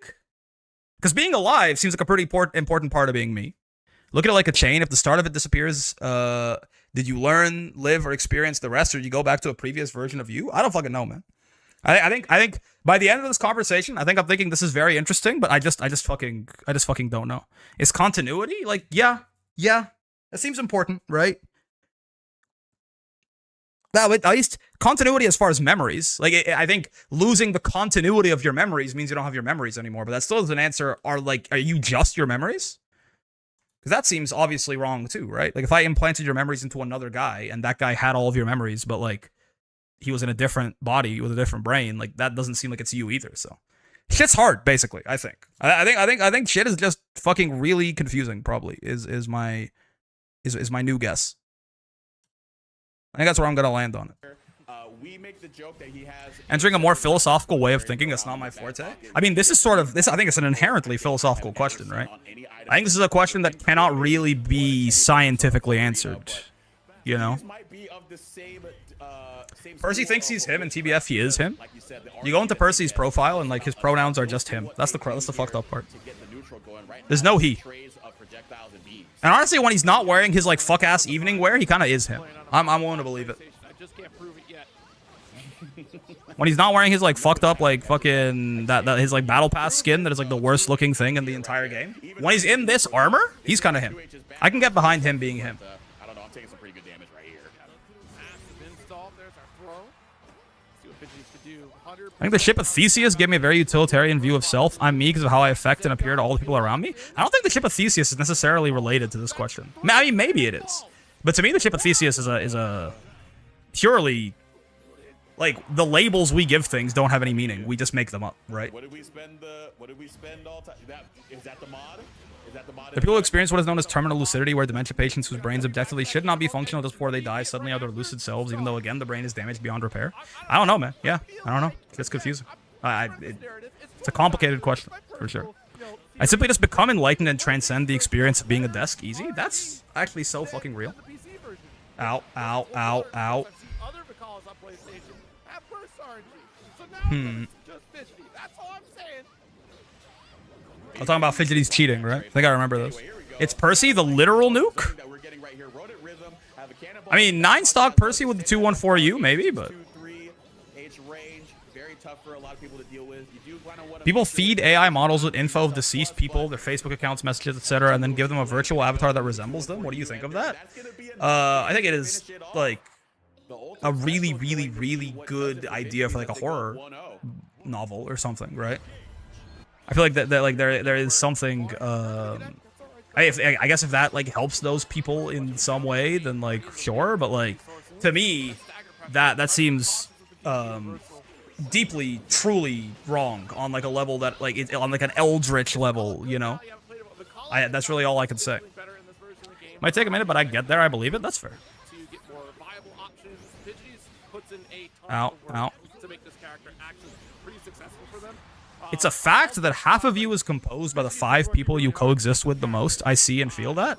I think you got to be a little careful with the word fact.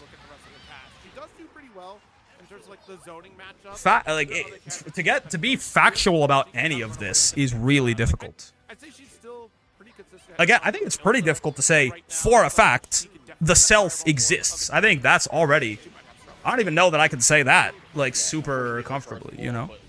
You are 5 guys? Burger and fries, man. I fucking love their hot dog. Evil Tech Necromancer?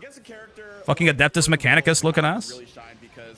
We could tie this back to Granblue with Lucilius. If he's a clone of Lucio while piloting the body of Lucifer, who was a clone of Lucy, what is Lucy? Ain't Lucio the guy from Overwatch? Hey, ain't Overwatch the game they made all the Rule 34 out of? Why is Fuselet in silver? He hasn't played this season, I guess. They consider getting fucking mocked? Facts are irrefutable. That's a refutable matter. Yeah, fact is a really high bar. I think in any like even remotely philosophical conversation, I think it's really hard to claim factuality of anything, right? A whole lot of cheese throwing out here. It's what she'd be doing. I don't know 5 people close to me other than my mom.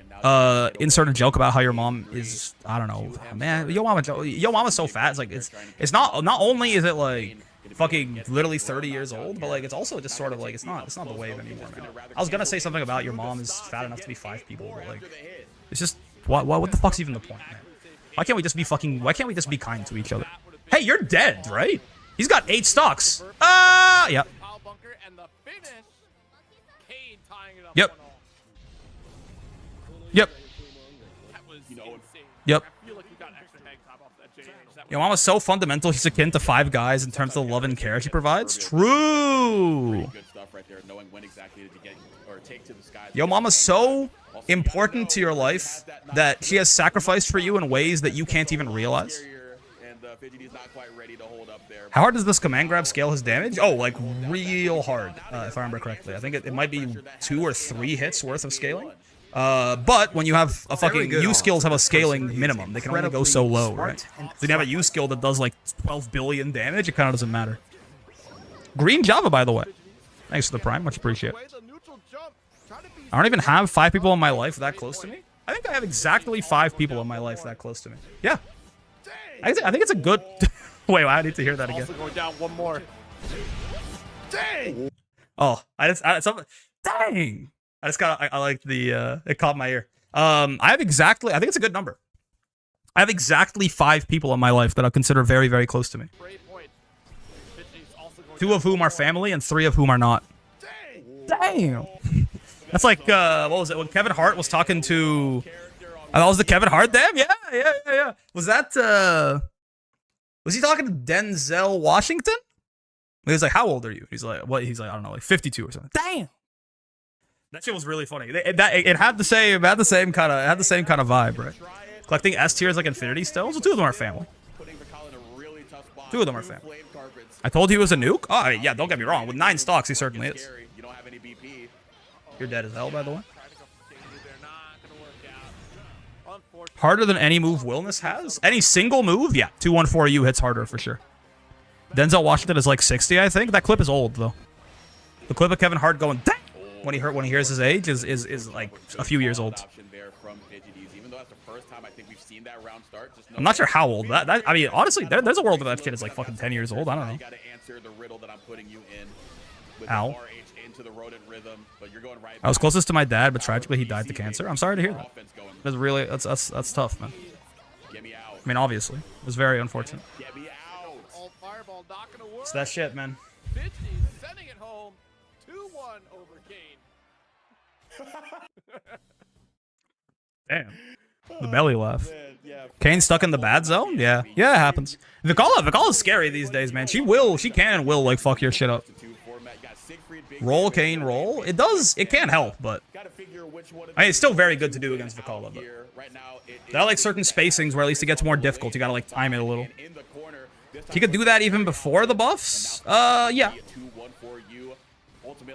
But having like, you know, having the ability to get into her advantage state a little bit more consistently does help, right?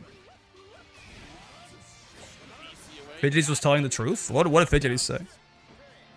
Raw 214U with 9 stocks is 8,800 damage? Yeah. I don't think there's any move that hits that hard, even including like supers. Like Ladiva SSBA does that, but not only if you're on like 2 BP. It's an interesting thing. They don't have to be close, but daily interactions, like you watch a guy every day when you don't expect you do a thing because that guy would have done it that way. Yeah, you're a tapestry of everyone you ever loved. What's going on? Nothing. I saw you miss the optimal fucking Wilness close age counter hit, man. What's up with that? You think Vicala is strong before the buffs? I mean, honestly, if I fucking rolled like 12 spike balls a game, I would also think Vicala was pretty strong. When did I do that? You were in a game in this TNS in pools, I think, fighting someone. I can't remember. It was Percy. Were you fighting Kane? Maybe you were fighting Kane. Like, hello, still. I still respect it regardless. I get the fun idea. That sounds about right. Yeah.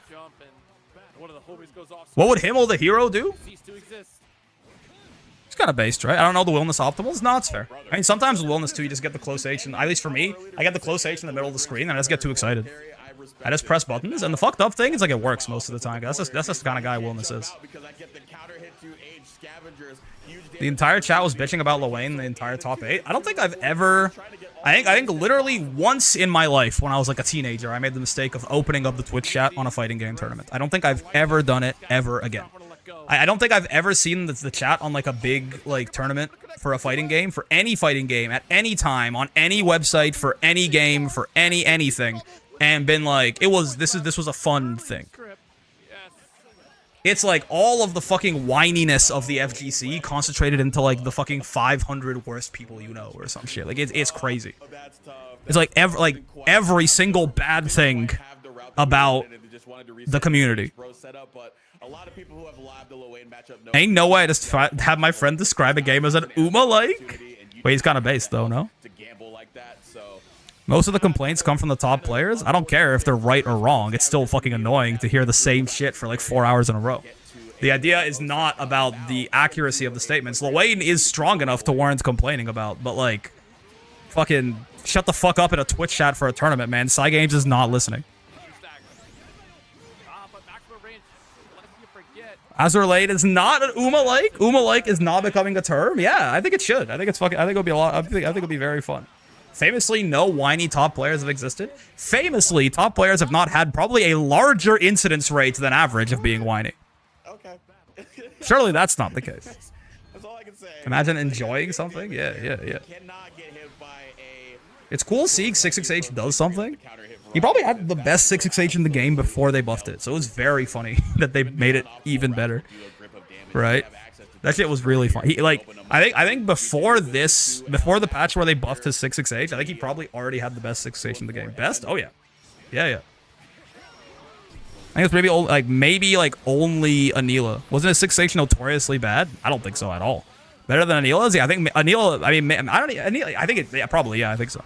Shit was like unpunishable, had a 668 attack level shield that he put up on like frame 7 and gave him like a standing, like a crouching combo if it like when he did it at the spacing where it was good, basically. There was almost like no risk to fucking using it. Isn't the top 668 Zoe's? I mean, Zoe's 668 is...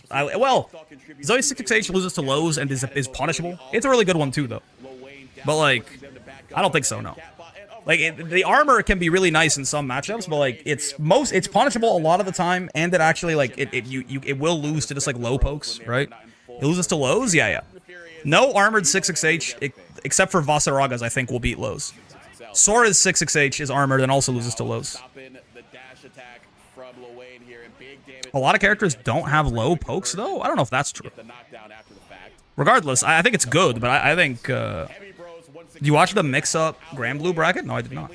I think Siegfried's was still better even before they buffed it. I think Siegfried just has, like, the best 668 in the game, like, 2 tiers above everyone else now, probably. I don't think it's even necessarily close at all now. He went from having the best 668 in the game, arguable, to having the best 668 in the game, like, just literally no doubt ever. Skill 1 on solo Soras, he's so goated. Skill, sometimes when Skill is, like, on a roll, he does just fucking play, like, the fucking best player in the world, it feels like, on some of those fucking, like, whiff punishes especially. But also, Soras is really fucking good, right, so... No, I'm not taking anything away from Skill at all, but, like, a guy winning a tournament on Soras is, like, out. I guess if there's a lot of, like, zoners in the bracket, then that is definitely very difficult to do. Who has the best 6XL? Grimnir? Also summon Rice Shower? No, it's one of the 3 that can be BC. It's probably Cagliostro? Because Cags has really good range and can be BC safe, right?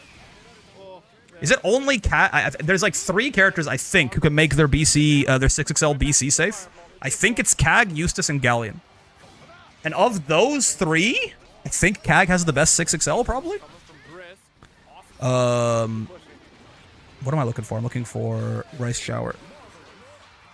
That far M on block into the H Bros has gotten scavengers. That'll be my guess. Hoping that they adjust that on the defensive end so they don't let them get away with best 6XM is near clueless. Fucking real. Trying to get out of the corner with the DP, but nothing doing there. Not a big punish though, so not a lethal mistake.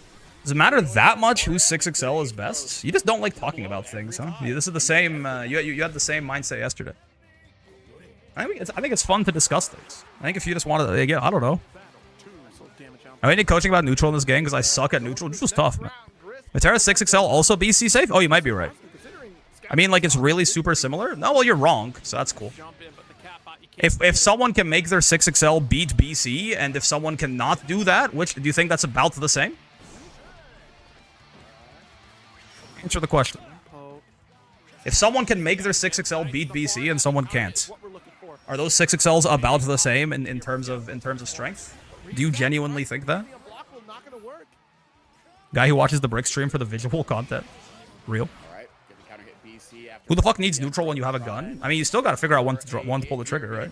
No? Yeah, I would say that's probably a huge difference in power, actually. Galleon saw debating BC with 6XL. Yeah, she can do it. Who has the best far L? I'm between Matera and Ladiva. Oh, it's like Fairy for sure. Matera is a good argument though, but it's Fairy, definitely. Like I think yeah, I think it's Fairy. Don't compare Ladiva to Matera far L. I mean, you can go far L into far L with Ladiva the same way you can with Matera, but yeah, no, yeah, it's regardless, it's Fairy.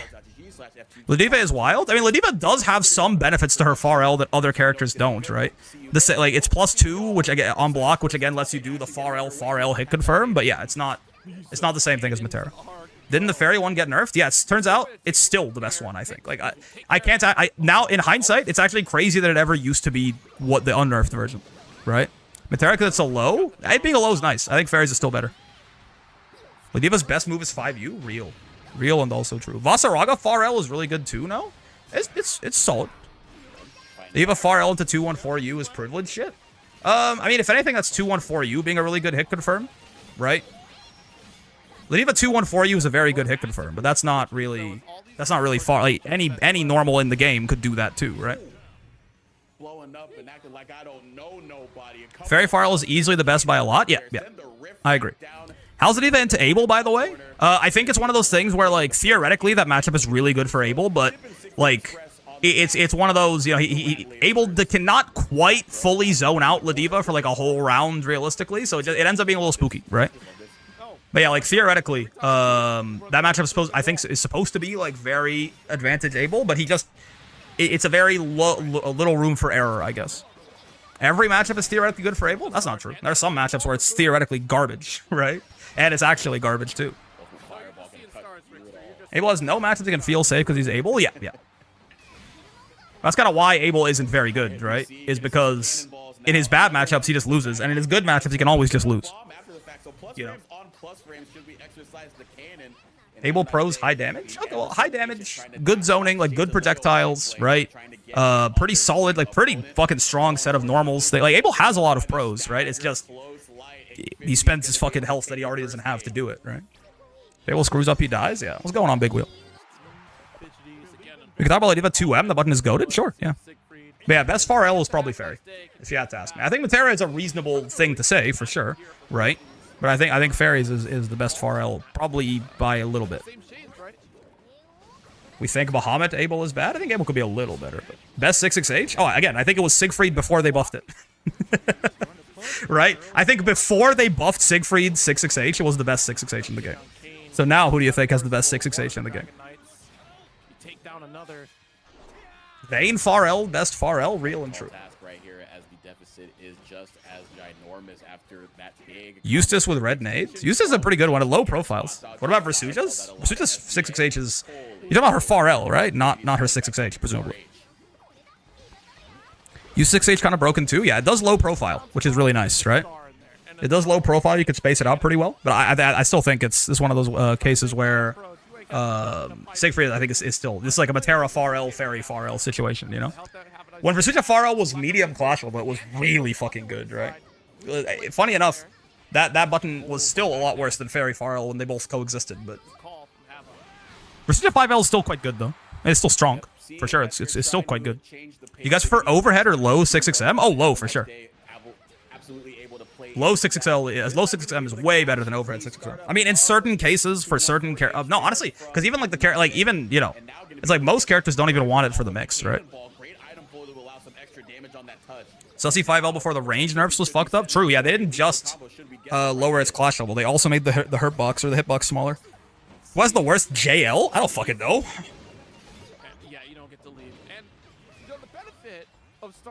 Emotionally, Matera far L causes the most damage to my mood. It's because you're not attributing enough of your losses to Fairy far L. Hope is gone. It's gone. Died. Near 6xm? Yeah, Near likes her overhead 6xm. Near might prefer having an overhead 6xm to a low, but hard to say. Kag's overhead 6xm does work really well in her kits, but I feel like the idea of Kag with a low 6xm is actually... Like, yeah, she would lose something, but my god, Kag with a low 6xm sounds so fucking spooky. Where's JL's 2Bs because it's the only different one? They did buff it, so maybe it was bad. I don't know. I'm the odd one who likes overhead 6xm, but both are neat to me? Sure. I thought all the JLs were the same? Not necessarily. Some of them are sex kicks, like they're active until you hit the ground. Some of them are not. They have different hitboxes, sometimes different startups, right? I think most characters prefer a low 6xm if they could choose. Yeah. Like, in general, that shit is better. I'm wondering, like, Kag's overhead one gets her a lot of mileage, but even then, I think, even Kag, if you gave Kag a low 6xm, that shit sounds terrifying. I think overhead 6xms are the trickier ones. That's because I crouch guard a lot. Maybe I'm missing something. Low 6xms are very good for neutral, is the thing, which is very good. I think the only character who wouldn't need it as much is Ladiva, because 2U kind of does a comparable thing, but worse. Sure. I think Ladiva would still like a low 6xm. Doing it out of a dash does have value, because it kind of makes, like, generally the reach is a little bigger, right? 2U is sweep. Yeah, it's her little drop kick. Like the bad 6XM is like what, cheap? Anila's 6XM is fine. It's one of the weirder things I keep hearing. Like Anila 6XM is fine. It's just she also has another really huge low option, right? So it's like it's not like it's bad. It's just she also has another thing that can do it. Leniva 6XM minus 14 on block feels bad. Oh yeah, Leniva's card 6XM is unless your name is JMamH, the move is pretty garbage, right? But is there anyone who can get a combo off over at 6XM? Baseline? No, but like with some Oki, like a lot of people, right? Eustace can do it. Gag can do it. Grim, I think technically can still do it. They took away like the thing he used to do before, but I think now you can put a tornado above a guy and get like a worse combo.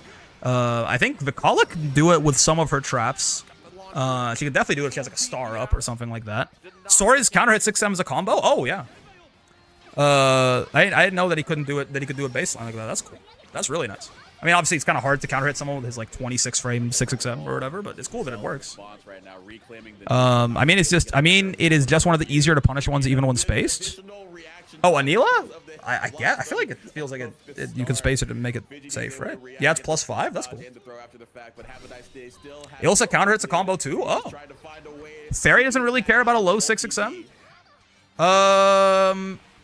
With GG, that certainly is nice. I think Fairy could still use a low 6XM pretty well, right? Like I think like you're right, she can get by with an overhead one, but I think she would still like I think again the idea of giving Fairy like another good like low checking option that she can be, you know, safe with to advance with, to actually give her like a burst option is really scary. She got 2M though? Yeah, but 2M's not really a burst option in the same way, right? Anil 6XM doesn't reach from round start due to her dash speed, feels bad, man. Most 6XMs don't, I think. Most 6XMs, you have to dash for a teensy-weensy bit to get them to hit from round start. Fairy 6XM currently is not good. GG can make it work, but yeah. Galleon almost never uses 6XM for whatever reason. I feel like this is usually, I hear Galleons complaining about, what do I do when people want to back out of my range? And I'm like, I think your problem is you don't fucking use 6XM, right? Like I think Galleon 6XM is not great because of her low initial dash speed. It has one of the lower ranges, but it's still a low 6XM, right? I think Galleons who aren't using 6XM and then are complaining about not being able to hold people in the range that Galleon wants, I'm sort of just like, well, I mean, there's your problem, right? Having a low 6XM checks walk back to outspace 6XL, which is massive. Yeah. I had Galleon 6XM when I played her. Me too, man. Me too. She does have a lower range on it than most characters, though, because of her dash speed being so low. Her initial dash in particular, right? Meg needs a low 6XM. Don't at me. I mean, any character that doesn't have a low 6XM would probably like it, right? Also 5U. Yeah, they give her 5U as well. And then, if she has 5U, and they're also got buffed to be even bigger. Imagine Sieg with a low 6XM. Oh, wait. So true. That is a ginormous hit on a low health character. That's one of the big things about what Have a Nice Day is looking for. Willness low 6XM? More so than they were in the first spot, just to shorten the game as much as possible. Yeah, I mean, that'd be better for him for sure, right? Like, instead of, because, I mean, the low crush that he has right now has viable reasons, and it also is a good combo tool for him. It was dash light, fireball, dash light. Willness has a lot of good low checks already. You know, I actually don't know if you would want to replace Willness' 6XM with a low hitting one. I feel like, because he has a lot of really ridiculous low checks already that he can also combo off of. And the 6XM is actually quite nice for his Oki in the mid-screen, right? So I feel like he actually doesn't... Like, if you just gave him, like, a lunging, low-hitting 6XM, I mean, it would be good. That'd be nice to have. But it's like his lows are kind of too good that he wouldn't end up using it that much, I feel like. Like 2U and like 22L, 22H, 22U are like they're better than any low 6XM, basically. Willness already has like 2 different low 6XMs that are comboable and safer. So I noticed the change in the background. How's the move? It was good. It was good. Well, it was very tiring, but it got done with 2 weeks ago, and now I'm chilling, man. Live with one of my best friends, have another best friend 10 minutes down the street. It's really cool. Either way, this is a victory for Fidgety's 3-1 over Have a Nice Day. 3-1. A lot of people up to the strength of the character. And I don't know, man. Maybe Fidgety's is right. Listen, if Fidgety's, whenever someone is up playing their main, it always does make me want to sit my white ass down and listen. I'm not gonna lie. If Fidgety's was saying like Vikala was strong before the buffs, I assume after the buffs he thinks she's like very good. I mean, who knows, man? Who knows? I don't know Fidgety's as well as Vicala does, or I don't know Vicala as well as Fidgeties does. There you fucking go. And I got this, like, you know, when a good player is downplaying their main, I'm kind of like, okay, like sure, right? Like I sort of get the sense that, like, I can't really trust your opinion a little bit, right? But like when a good player is up playing their main, I'm like, you know, I'm gonna have to sit my white ass down and listen. That actually sounds pretty interesting, right? I mean, I think Vicala is pretty strong right now, but I don't know exactly. Well, I think she's solid. I don't know how good I think she is. High tier for sure. Interesting. I think she's that good, but I also don't have like a super strong opinion on that, you know? Like, I'm not going to say like, oh no, that's definitely wrong. It's just not what my intuition is, but my intuition could be very wrong, right? Vicala is a bit of a weird character in how she plays the video game. So it's pretty easy for my intuition to just be incorrect on that. Vicky corner pressure is terrifying. That's fair. I can see that. I can see how it's a little difficult to deal with, right? Excuse me, are Rats in winners semis? Never mind winners finals. I mean, yeah, but Vicky's pretty good. As someone who sucks against zoners, Vicala scares me. Real, I guess. Again, but we'll see what Vidro can do. Yeah, like real. Has been showing up real. Fidgety's fun facts does not know how to escape Vicky corner pressure. There's no shot. What do you mean does not know how? Like in the sense of he's like there is no one size fits all answer, or he's saying there are certain situations where you literally can't do anything and have to die? Because that's an interesting sentence. Is he saying where there are certain situations where there is no option to get out? Someone asked, how do you get out, and said he don't know. Well, that doesn't seem like a super serious analysis of the matter, right? Do you fuck with Canadian foods? I don't really know what Canadian food is. Like, most Canadian food is like, it comes from Quebec, no, I think. Like, Canadian food is like poutine, which is cool. I fuck with poutine well enough. And like that's it, maybe? Down low, too slow with the reactions. Incendia going up 1-0 in game 1. You can just loop you with safe shit, or with good RNG, she loops you with safe shit that guarantees like 30% chip. Is that real? Ow. I have a little Wayne in my Discord that pops out of nowhere to defend him to the death anytime he's tangentially mentioned. You know? Canadian food is like what? Pancakes with maple syrup? I mean, I don't know if that's... Is that Canadian? I mean, that's obviously pretty awesome. Right? Like, if the concept of like pancakes with maple syrup on them is cool, then like, yeah, that's obviously great. But Canada isn't really old enough to develop much food culture. I mean, most of its food culture is the food culture of other places, right? Like, Toronto has a lot of great food in it, but like, I don't know if I would think of any of it as like Canadian food, you know?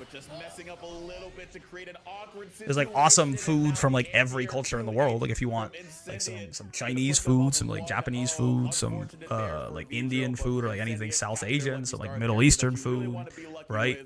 Like there's all sorts of great shit, but I don't know what like besides poutine, basically. I don't know like what Canadian food is. Canadian is pretty old. People from Canada got genocided. Real. Yeah, the settler colonial Canada, which is what is now referred to as Canadian, has not really been around for long enough. And it's also like, even in the time that it has been around, it has basically just been a country of immigrants, right? Apparently Nanaimo bars are Canadian. Oh yeah, those are good. I like Nanaimo bars. I like Nanaimo bars. Waffles are better than pancakes. Fight me. Sure. Yeah, I think there's more surface area for shit to pull there. I think it's cool. Basically, 4 of the items work and let her get big chunks of chip. Interesting. Bannock butter tarts bacon. Wait, bacon is a Canadian thing? I mean, I've never had bacon, but you like waffles, so you hate pancakes? Yeah. Allow me to introduce myself. French toast. Are you saying that French toast is a Canadian thing? Because I feel like there's a slight problem with that in the nomenclature, maybe. Baked beans are Canadian? Okay, sure. Baked beans are cool.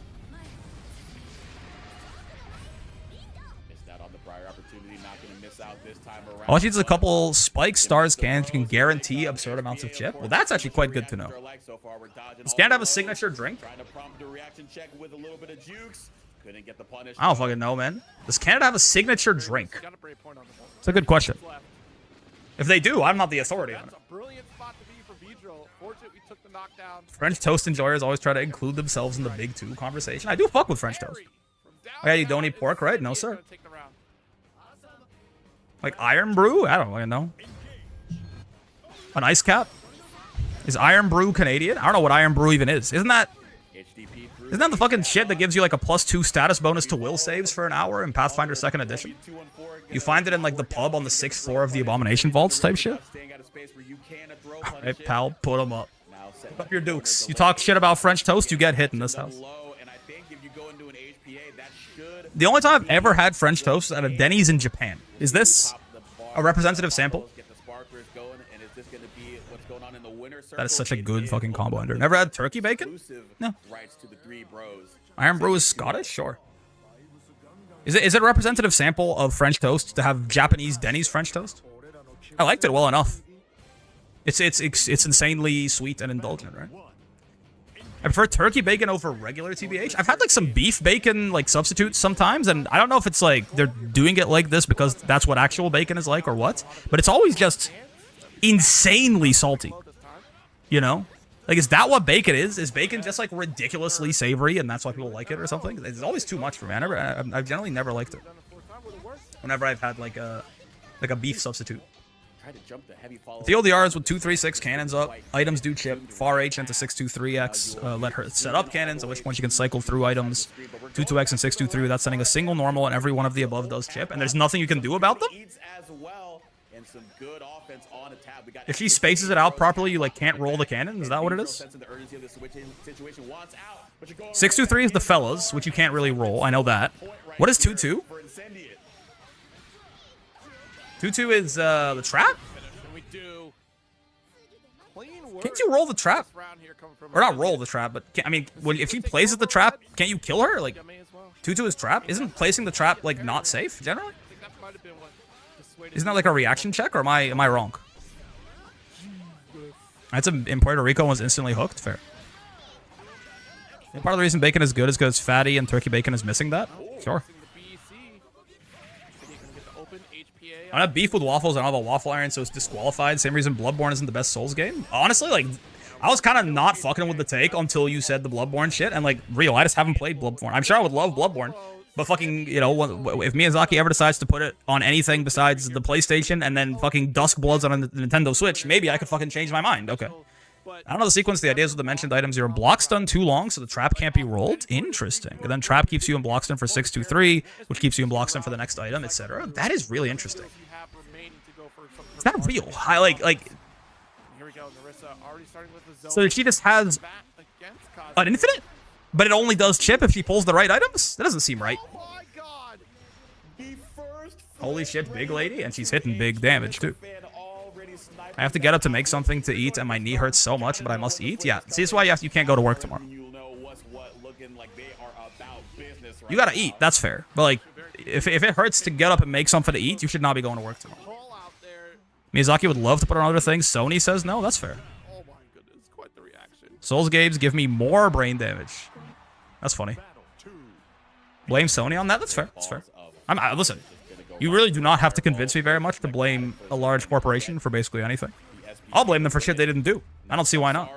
With the Celestial Dominion on tap, so we force the mix-up after the 623H, and no mix-up. This is an interesting idea to me, though. Like, does Vicky really just have a block string infinite, but it only does chip if she pulls the right items? That seems wrong. And like, if like the only way to get out of it is like a BC or something, I think that counts. Like, that counts as basically being an infinite. Maybe I gotta figure out that shit at some point. I gotta lab that shit out and see what the fuck is going on. Ow. That's a lot of damage. That's a lot of damage, man. It's not an infinite. I know there's timings where you can spot dodge or roll, but those kill you as far as I know? Wait, if they kill you, then that's not a timing, no? Great, you're out of range to BC, so it is an infinite. You can't roll it because you die. You can't spot dodge it because you die. What do you mean those kill you? If you're saying there's a timing to roll, but it kills you, that means you can't roll. Is Rasuja mid, or am I tripping? He's pretty strong, I think. I know there are timings where you can spot dodge roll, but those kill you. That means there's not timings where you can spot dodge or roll, no? Or are you saying, like, if you're wrong, then you die? Technically, you can act, so it's not an infinite. Okay, let me be very clear about what I mean. If there's no way to get out of the block string, it's an infinite. I don't care if you can, like, technically do an action. It's like, if there's no way out of the pressure, that's what I'm defining as an infinite. If the only, like, real option that isn't throwing the game is sitting there and blocking forever, then that's an infinite. You basically have to wait until the cannons are done spewing items? That's really interesting. Then yeah? I did not know this. I mean, if that's true, hold that shit. rid The cannons can do, what, 3 items? after the heavy Samsara. It's an infinite, but the block string is fake? Well, that's not what Tubby's saying. You understand? There's the difference. If the block string is fake, that means there's something I can do there where I can get out of... Like, I can do something to, like, get out of the pressure, punish Vikala, get a hit, even just leave the corner, right? That's not, like... I'm not... That's what, you know, for me, that's not an infinite anymore. 3 items, so 6 total with 2, 3, 6 H? Man. Reversal super if it's an option? I mean, sure, yeah, I feel like projectile invuln super on some things, I'm sure. But that's like a really expensive way to get out of it, right? You can do something and that something is not block and die, but is that something do something else and die? If the options are block or die, or roll or spot dodge and die harder, then I think that's an infinite. Is my point. Is there a low option out of Dragon Mom's air dash thing she can do off her buttons when she has buff? No. There is no low option. She can land and empty low you, but you can fuzzy that. Rad Daughter been getting too strong? I mean, if she has an infinite, then that's really interesting. Again, only as long as the cannons last, I guess. Like, it's not a, like, you know. That's still, I mean, if she has, like, a situation that she can set up where she then gets an infinite, that's pretty crazy. Something to look into. And then after the cannons, you're merely stuck needing a 4 moving reversal for a way out? Really? You're saying even without cannons, unless you have a DP with a lot of horizontal reach, Vikala has unescapable pressure? Why? RNG infinite, I suppose? No, it's not what they're saying. Even after it's done, you still have to get out after? And to get out, you can only have like a Siegfried or Percival DP, is what you're saying? If this is true, this is very interesting.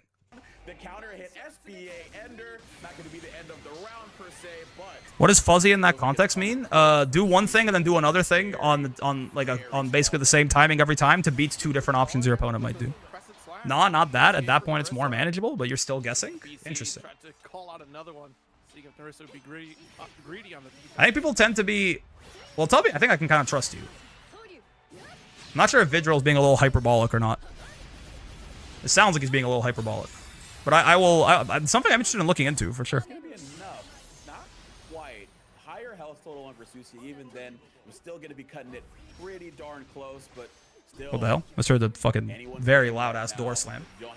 Hopefully no one is dying. Try to buy yourself some time, which is what they were doing initially with the death pillars. I just saw an arm get overheaded from it and thought, isn't that something you just stand up when you see it? Yeah, but if you basically, if you like fuzzy high-low, as in you block overhead for a little bit and then you block low for a little bit, then it's like, you know, it's tough. You can if you crouch a little too early, then you'll fuck it up and get overheaded, right? But man, if you try to go for the people have a tendency to overplay mildly strong scenarios. I'm not really forming an opinion yet, but it's lit a light bulb in my head to go take a look for myself, right? Predict rolling the far H leaves them RNG plus minus, or attempt jumping for a low chance of getting over rats, which you get 2H UDP'd on. Oh, it's just like far H into fellas over and over? That's fair. I know that this I had some trouble figuring out what to do on this with Ladiva. What I figured out at the time is you can just sweep her after the rats. Like, there's a bigger gap between the rats and the far H than there is between the far H and the rats. But, I mean, fair. What do you mean same timing? No, like on the same timing every time. Like basically you just don't react. You just block overhead for a little bit and then block low for a little bit, right? You block overhead for a little bit, and then you block low for a little bit. Because the idea is that because she's in the air, the overhead is always going to happen before the low. Right? So, if there's a certain point when she's falling, she has no low option at all. So I can't be load. So I'm going to, regardless, not even looking at what she's doing, I'm just going to block overhead for a little, and then I'm going to block low for a little. Because the idea is, if I block overhead for long enough, she's landed, and then she can't overhead me, so the only thing I have to worry about is blocking low. That's what it means to like fuzzy high-lowing it, essentially. Is basically just not like it takes the reaction out of the equation, sort of, right? You just have a set timing for that move where you just block high for a little bit and then block low for a little bit. That you kind of you can figure out through labbing or practice or just, you know, doing it until you find something that works. Does that make sense? Because the entire point of the option select is predicated on the idea that one of the things that's going to hit you always is going to happen first. The overhead has to come before the low by definition. They can't there's like just because of the way the situation is set up, they can't low me before they can overhead me. They have to go through the I can overhead you now phase, and then once they land, they're in the I can low you now phase. But those things are sequential, right? Similarly with how fuzzy matching works on strike throw, because the throw window is like 18 frames, right? Or it's a little less, I think. But whatever it is, the throw window is like fucking whatever number of frames, but strikes hit you on like frame 4 or whatever. There's a gap there where the strike is always gonna hit. If they do it on the same timing, the strike will always hit me before the throw hits me. So if I want a fuzzy mash, I block for a little bit and then I mash. So if they do hit me, I block it, and if they throw me, I either hit them in the gap in between, or I tech the throw with the strike button. This is the thing that makes Granblue's fuzzy mash so much stronger than most other games, is the fact that you can like hit your jab and it techs the throw for you, which is not common, right? Not common. That's the after situation, which is annoying too, but much more doable. It's more RPS. Sure. And I guess it's scarier because you have to get out of it, or else the cannon cooldown comes back and then you go to hell. You go to hell and you die, I suppose. I can get behind the idea, like, but it's something. Yeah, it's something that's interesting for me. In this Rasuta setup, you fuzzy high low into fuzzy match. Yeah, you would do exactly because he might also land and throw you, right? Hell with good RNG, yeah, that's fair. Summon the Horde, real. Holding on to that last BP. Last time we saw them use it on the counter hit BC opportunity, but Watch just this wants shit. to hold on to it. Should Versusia get in once again, or we get a raging strike to confirm on a hit. But all we need to do as Narissa fan is We got the whole motherfucking gang. Is that enough? We got a little rice tower. Wow, 0 BPs. Really Where's Haru? 50%. Get Ogre right around there. Confirm. Good. Obviously, Haru needs to go on top of the rice tower because those are the fucking rules. Gold chip can probably stand on Doto right there. Tamamo goes next to Ogre. Cafe is sat upon by Tachyon, and there you go. We're chilling. Fact of the matter is, Vicky can do what it takes to set that up and then get Heart, Beach Ball, Cheese, and she's fucked. So it's broken as it is. It can always just fail. I guess. Yeah, like, I guess because if she doesn't get, like, there's items that make it do a lot of chip. There's items where it just works but doesn't do chip. And then there's items where it doesn't work at all, I guess.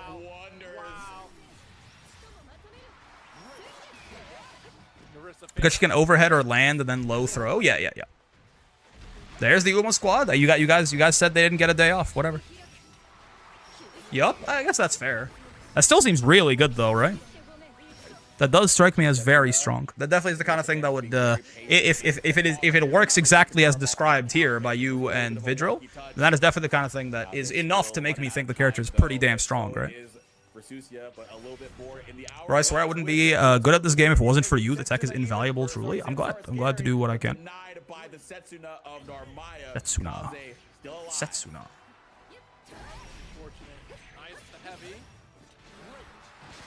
Sure. Can still stall for time with Rat's Trap and Cannon Spawn, though. Well, if the items suck, right? If the items suck, isn't the trap no longer safe?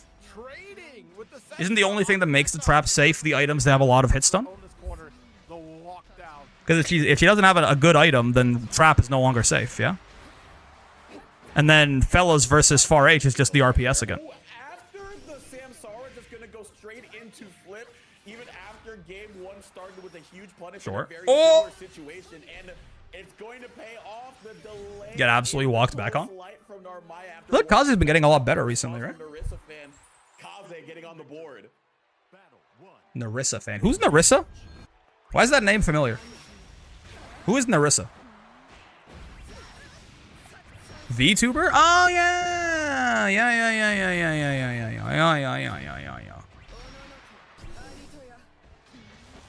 Asto? Well, that Fish is out. Yeah. But I was saying, like, who is the person in the tag? Like, not what tag. Which person does the tag belong to? Well, GaRNG is by far the most chip someone could do in a sequence without much he can do about it. Interesting. You are in a very tough spot. Yeah, it sounds like the only thing you could do in that scenario is like have a good projectile invuln super, right? Like Eustace super or like Ladiva super or something, like at the through the rats or some shit maybe.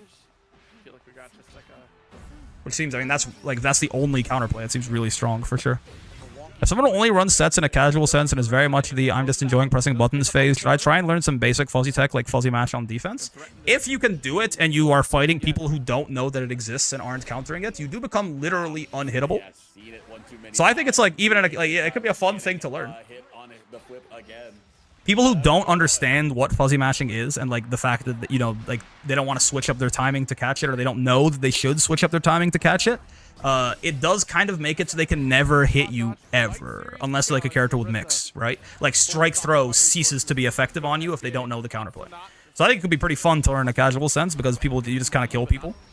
Got a Taco Bell burrito and a cup of Beppis? That sounds like a good fucking night. I'm down for that. My breakfast today was 2 junior chickens. No, it was 2 chicken McGriddles. Fuzzy Mash is so broken even in low master. It's true. It's true. It's very strong in this game. I think it's worth learning. It's also just fun to explore. It could be a fun thing to lab out if you enjoy labbing. Okay, I think I'm finally gonna sit down. That's why they should give Versuja SBA full projectile invulnerability again.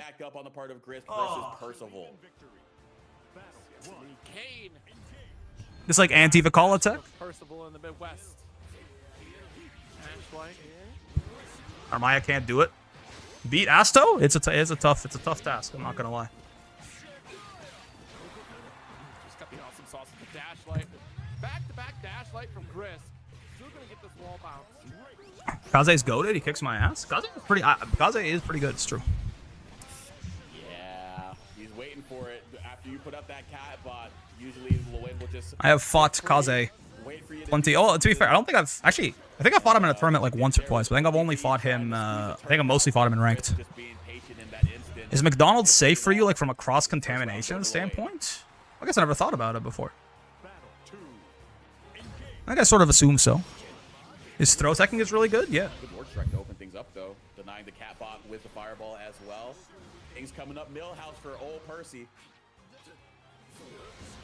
I think I figure it's probably good enough, I guess.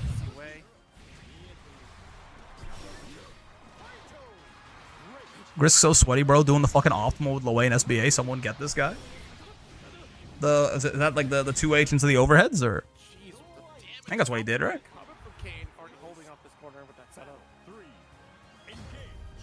Yeah, that's kind of the point, Zach. Exactly. Fuzzy Mash is like if you can learn it ahead of time, it does just kind of it becomes like an unbeatable thing, right? Can you even be sweaty in a tournament? I don't know about you. That's usually when I get the sweatiest playing this game. Bro's picking up Lowain and winning. What do you expect? Wasn't Grisk a Siegfried player before this? The basketballs, but with the 2 lows instead of the 7 overheads. Yeah. Boom, boom, bomb. Boom, boom, bomb. This is a law against it. I wouldn't be surprised if they cook non-pork items on the same grill they use for pork at breakfast. I don't think I give a shit, honestly. Like I don't think I mind. I don't think that would constitute an issue for me. It's like the boom, boom, boom, boom. That's overhead, low type shit. It's hard as fuck to do, and bro does it every time. You know, you gotta. Sometimes you do have to hand it to Al Qaeda, and that's the worst part. Sweaty ass guy. I do sometimes have a sweaty ass. You're dead, by the way. I do like the Kane actually command grabs. It's cool to see. Oh my god, the 2-2-U at the end too. Which fast food has the best breakfast?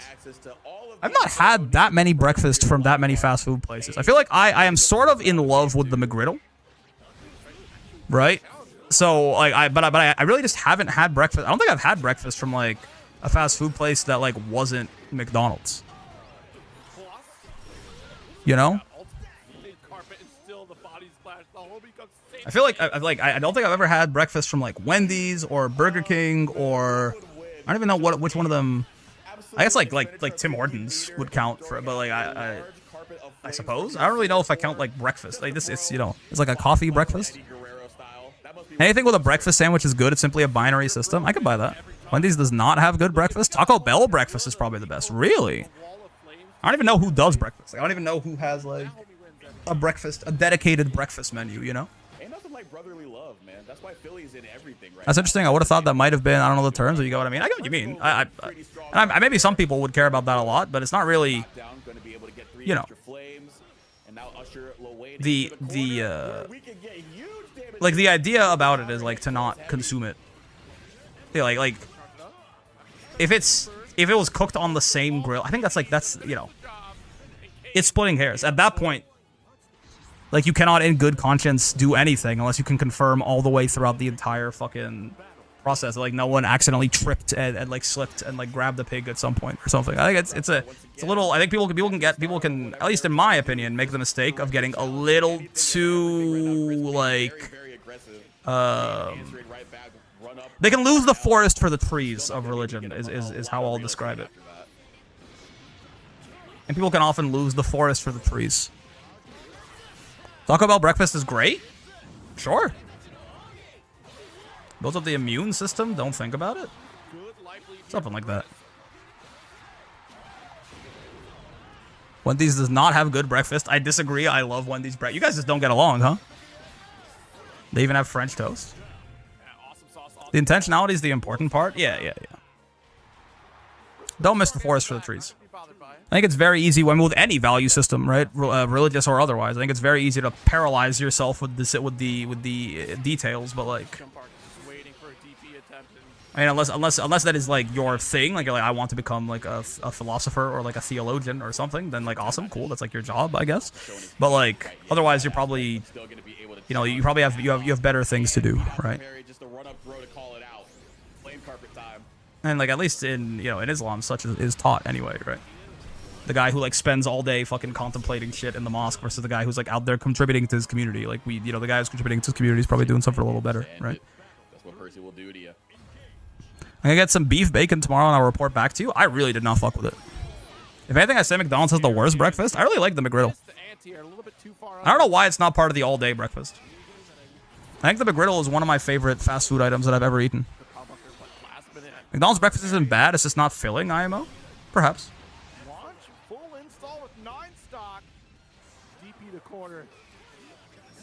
I can understand that the whole slip and touch a pig thing is, as you say, missing the forest of the trees with pork fat residue being left could be a more concrete problem. Yeah, it's kind of thing you like. It's a standard that is pretty hard to meet, right? Because like cross contamination could like qualify as a lot of things, really.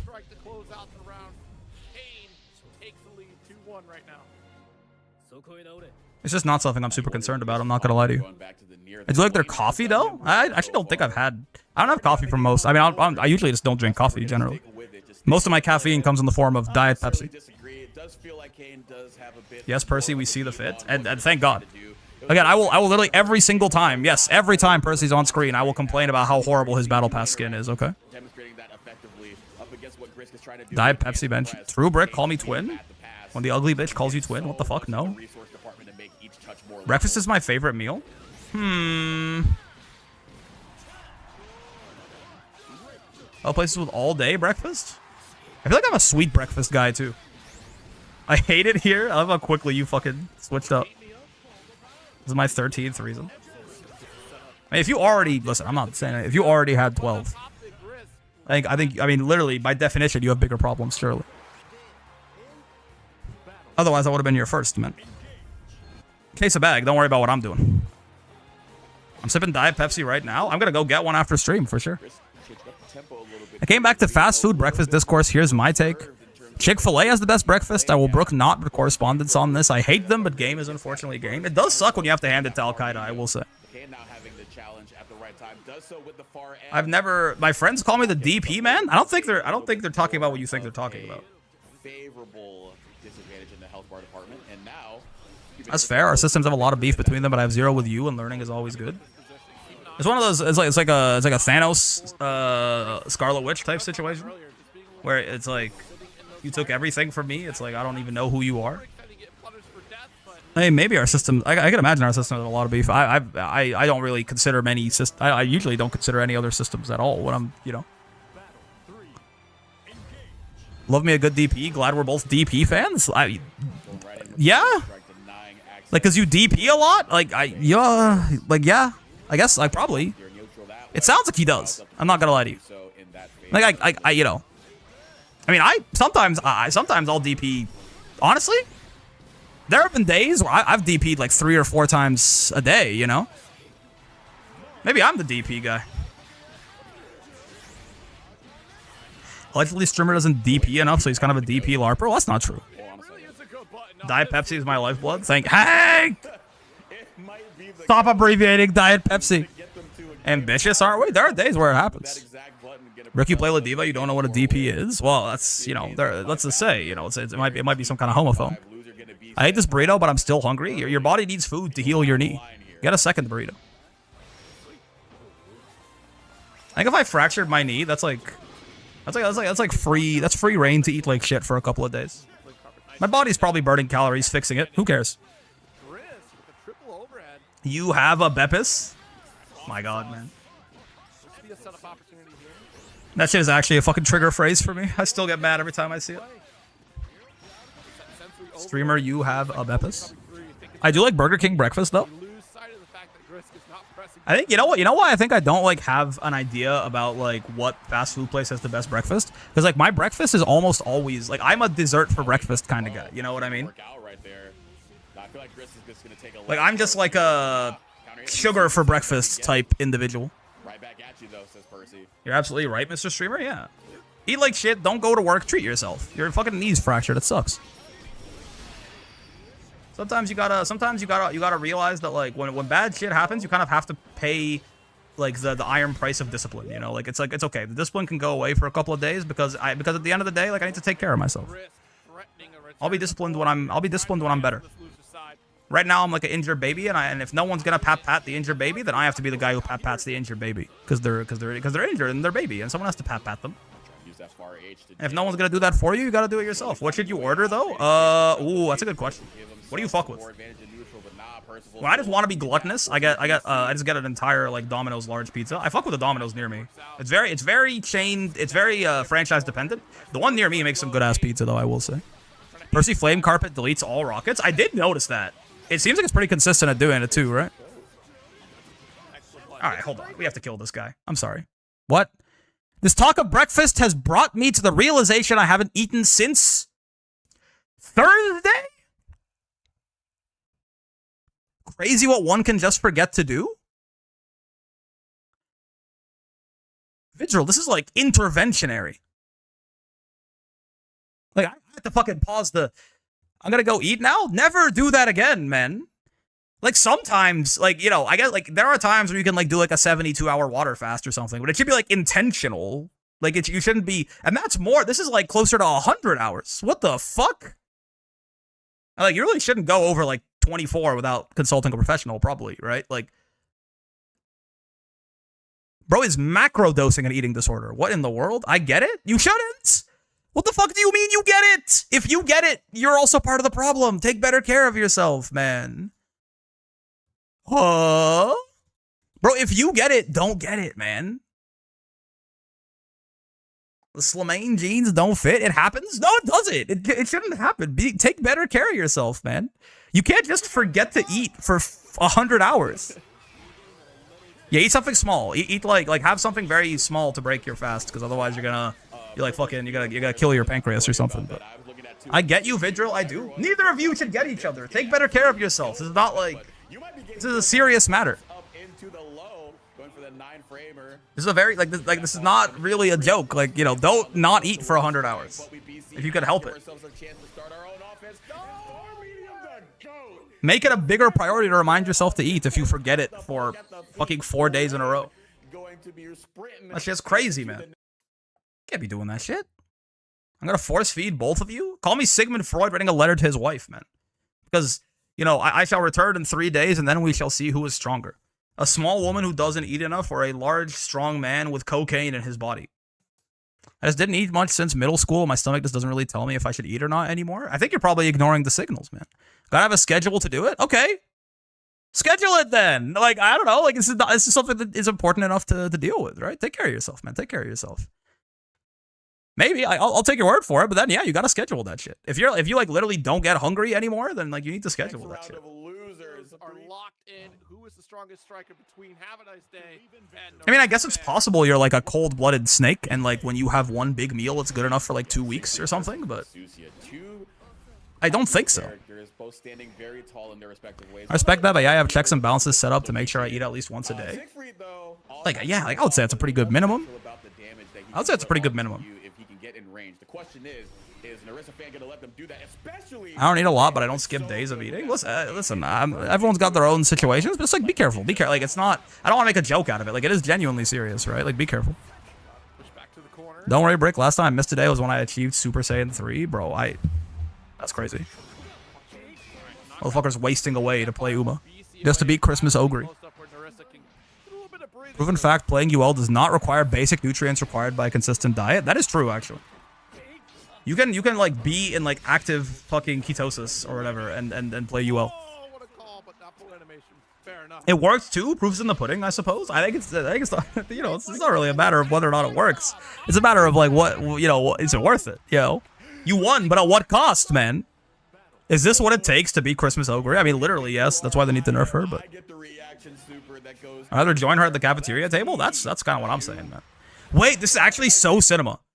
It's actually so fucking cinema. It's the gluttons, the Christmas Ogres, and then people who are literally like starving themselves to beat her because she's eating all the food, man. I know what they mean. I can go an entire day without getting hungry, but I still eat because it's necessary. I mean, again, I think the magnitude of the sentence matters a little bit too, right? If someone said like, "Oh, I haven't eaten since yesterday," I'll be like, "Oh, what the hell, man? Go eat something." But it was 4 days, guys. Like it's a bit different. Like when someone goes, like sometimes I have friends. Yeah, I know women. Listen. Call me unwoke, but like I know, I have like close friends who are women. Okay, I understand. I literally have forgotten to eat something for the past 24 hours. Like, that shit happens literally all the time, okay? But it's a little different when it's 100, you know? Every woman is, like, sort of given an eating disorder by society. Like, it kind of comes free with your fucking uterus. I understand, because we live in, like, we live in, like, garbage town. I get it. I understand. But it's a little different when it's 24 hours versus, like, 100, you know? I have at least one woman friend. I'm kind of woke. Call me unwoke, but women do not be eating type shit.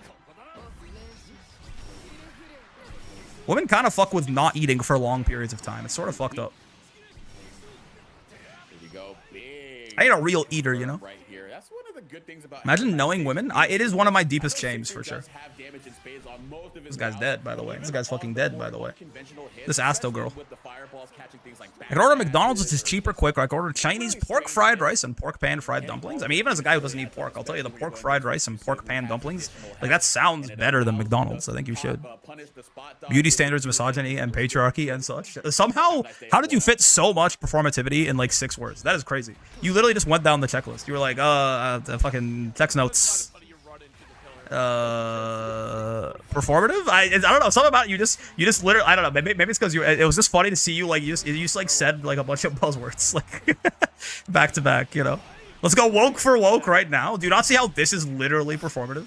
To say like, me and you, 2 men, let's talk about who's more woke about women. Like, we're both idiots. A little? Yeah.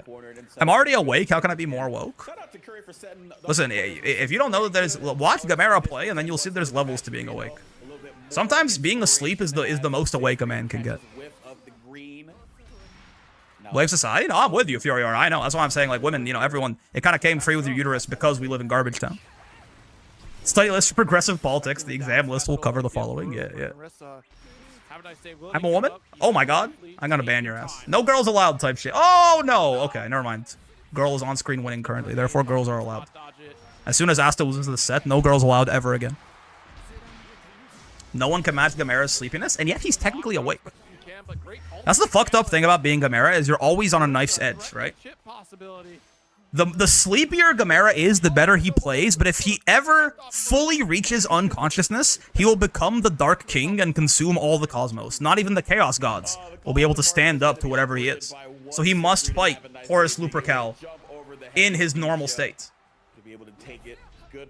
If he drank too deeply of the warp, nothing would remain, type shit. Yay? Nah, I guess you cool or whatever. Yeah, you cool or whatever. Kid Boo type shit? Real. Let's set that because we're both woke enough, so having a long drawn out discussion is basically the same as just a shorthand buzzwords. No, that's fair. That's real. That's real. That's fair. I mean to call you performative like that. It's like, I guess in my head I read it in like the performative male voice, and that's just kind of how it goes. But okay, I'll order the Chinese. Will take longer and cost more, but fuck it. Yeah, it was funny. Yeah. But you're right. Yes, beauty standards, misogyny, patriarchy, etc. These are the reasons. It is really unfortunate. I mean, it is, again, beauty standards, misogyny, patriarchy, you know, insert buzzwords. But like, it is really funny that, like, you know, like, you know, so am I know some beautiful women that look at themselves in the mirror and go, oh my god, I'm fucking disgusting, and like, why do I look like this and whatever. And I'm like, you know, my ass. I mean, I'm like, I feel like on many metrics, they like take better care of their appearance. They take better care of their physical fitness. They just, like, I think if there is such a thing as objective attractiveness, they are way better looking than I am. But my dumb ass, I look in the mirror and I'm like, damn, that's one handsome ass man. You know what I mean? He's like, you know, these beautiful women are talking about how disgusting they look, and like my fat ass, I'm like, I've been walking around with my shirt off, going, this is sex incarnate. I'm sorry, woman. This is what peak male performance looks like. I'm a literal goblin. But when I look at beautiful women in the mirror, I'm the bad guy. Hold on. You mean like you try to catch them in the fucking gym reflection? Explain that, liberals. Let's get you locked in with the ultimate pillar. And it does say the Looking to a Canadian is excusable. That's real. I'm looking good today, except it's like every day. And it's like not even that, like, I think I am, like, I'm a handsome man, but it's like even if I haven't fucking showered in like 4 days, I'm like in my underwear, like my fucking beard is like needs to be trimmed, you know, like I'm like my hair is fucked up, like I'm sweaty and I smell bad, and I'm like, damn, this is like pure sex appeal right here. And I'm like literally the ugliest I could possibly be. It just, you know, I never got hit with the body dysmorphia hammer. And I'm very glad to see it, but it's like, it just, you know, it do break my heart to see so many like great looking people have the brainworm implanted in them by Garbage Town. Have a nice day looking at set point. This is why I always gas up when they put themselves down, so I can indirectly get that message across without being too serious or annoying about it. Yeah. As a woman, keep believing in yourself. Imagine if you said anything else. Imagine if you were like, as a woman, you do look like shit. You know, confidence can be attractive. It's true. I think it's generally like it generally is, but it's a lot easier for me, guy who has not been basically targeted from birth with a bunch of shit that tells me that I'm of no value if I don't look good. It's a lot easier for me to go, oh yeah, just like be confident in the way you look, right? Obviously, like, it's, you know, we're not like, I do acknowledge that I have a lot of shit's been easy for me in a lot of ways on that department, right? As a woman, go fuck yourself. Yes! Yes! Oh. The 2-1-4 UBC bait to end the set? This is misogynistic, right? You didn't have to do that. Right? This is misogynistic, I think. I think Hava ending the set like this means we have to cancel them. You did not have to do this to win the set. This is actually fucking racist. Hava actually hates Asto. That's what I'm saying. I thought Asto was pretty chill every time I've talked to her. Hate crime on stream? Shit is straight up misogynistic. I don't think you're allowed to do that. Like, they have to fucking censor that. Bears. Anyway, it's Vidril. Wait a second. Okay, so keep this in mind. This happened on Saturday. So you're telling me when Vidril was playing this match, he hadn't eaten in 48 hours? That's crazy. Honestly, I can't tell. Is this the DP of someone who plays UL or the DP of someone whose brain is screaming for glucose? I think it's probably both. I feel like even a well-fed UL would do that shit, but Mogged? I guess. You fool, this isn't his final form. To think that the Vidril I'm currently watching would then spend 48 hours more without eating anything. I've grown past giving a damn. I know I'm ugly. I know I'm unwanted in society, but I am who I am, and anyone who has a problem can hold my nuts. I mean, in some ways, very based. I'm sure you're not as ugly as you think you are, but like in some ways, in many ways, quite based. He fasted to unlock his third eye? Like, I fucking guess? A 2B rage put it on me and denied my win streak, but I finally got gold? Let's fucking go. I had a glass of orange juice before brackets? That is literally something, right? Like, assume that, you know, there's some sugar in that like, your brain, like, desperately needs. Egg on rice acquired? Okay. TN type shit. It is crazy how every time I think of TN now, I just think of, is it 3 Days of Grace? The fucking, I hate everything about you. Is that 3 Days of Grace? That's 3 Days of Grace, right? Or is it Suck My Nuts? I mean, it depends. Holding your nuts could be painful for you. So could sucking your nuts, but I'm sexy, handsome, deeply intelligent, and humble, and society is just gonna have to accept that. Yeah, checkmate, liberals. What was that one meme about the cat player back when she was bad? I actually don't know. Got all the struggle meals. As a Yule enjoyer, we love food. She even eats during her win animation. I guess Vidril is maybe just trying to save more food for his Oshi. That's 3 days grace? Yeah. Do.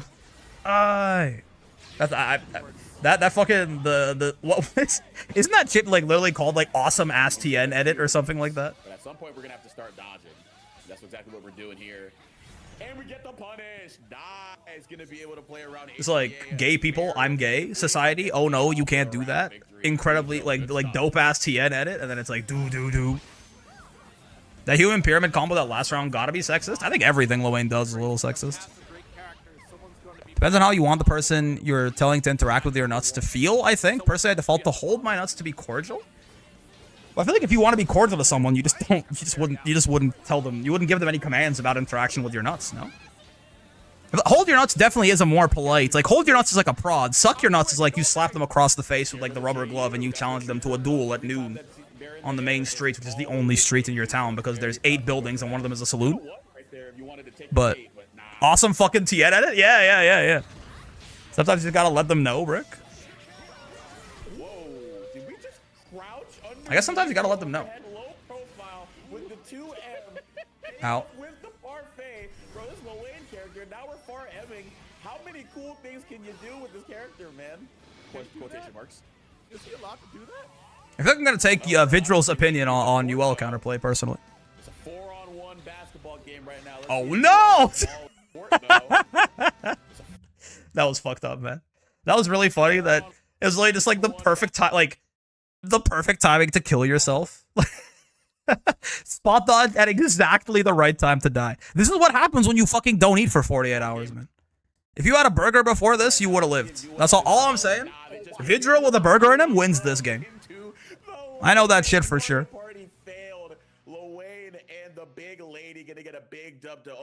On my actual future children, if Vidril had eaten a burger there, he wins that game. Actual burger diff? I can't want a burger now. I'm gonna make myself a burger when I'm done with stream. Order just one order of pork fried rice is $16. Inflation is real. Shit is crazy, man. Vidril is better than me at Granblue, so I trust Vidril's opinions. All right, well, hold on. Vidril is also better than me at Granblue, but I don't trust Vidril's opinions. I'll trust Vidril's opinions about UL by and large, though. You know what I mean? I'm gonna hold your nuts when I say this. I'm gonna suck your nuts when I say this. I'm gonna have your babies when I say this. Is it like is that like examples, or is that like a chain of 3 things? You're gonna hold my nuts while you tell me that you're gonna suck my nuts while you tell me they're going to have my babies while you tell me that my fly is undone. I trust Vidril's opinions on every character. I don't trust Vidril's opinions on how often to eat. That's for damn sure. If Vidril tells me to leave it as top 1, I believe. What's your favorite toppings on a burger? I'm a very simple burger guy. I'm a meat, cheese, bun kind of situation. If a topping is invited, it's usually an onion of sorts. Honestly, I'm a freak. I love me like a raw red onion on a burger, you know? Pickles are great. I like pickles, right? Pickles are really good. I fuck with a raw red onion in like anything almost, but I do fuck with it on a burger too. Not really a huge sauce guy generally. If there is gonna be a sauce, and because burger sauces are usually like a mix of a couple of things, right? If there is gonna be a sauce, I feel like I usually prefer that it be like mayo, mustard, or relish forward. I don't really fuck with ketchup generally. You know what I mean?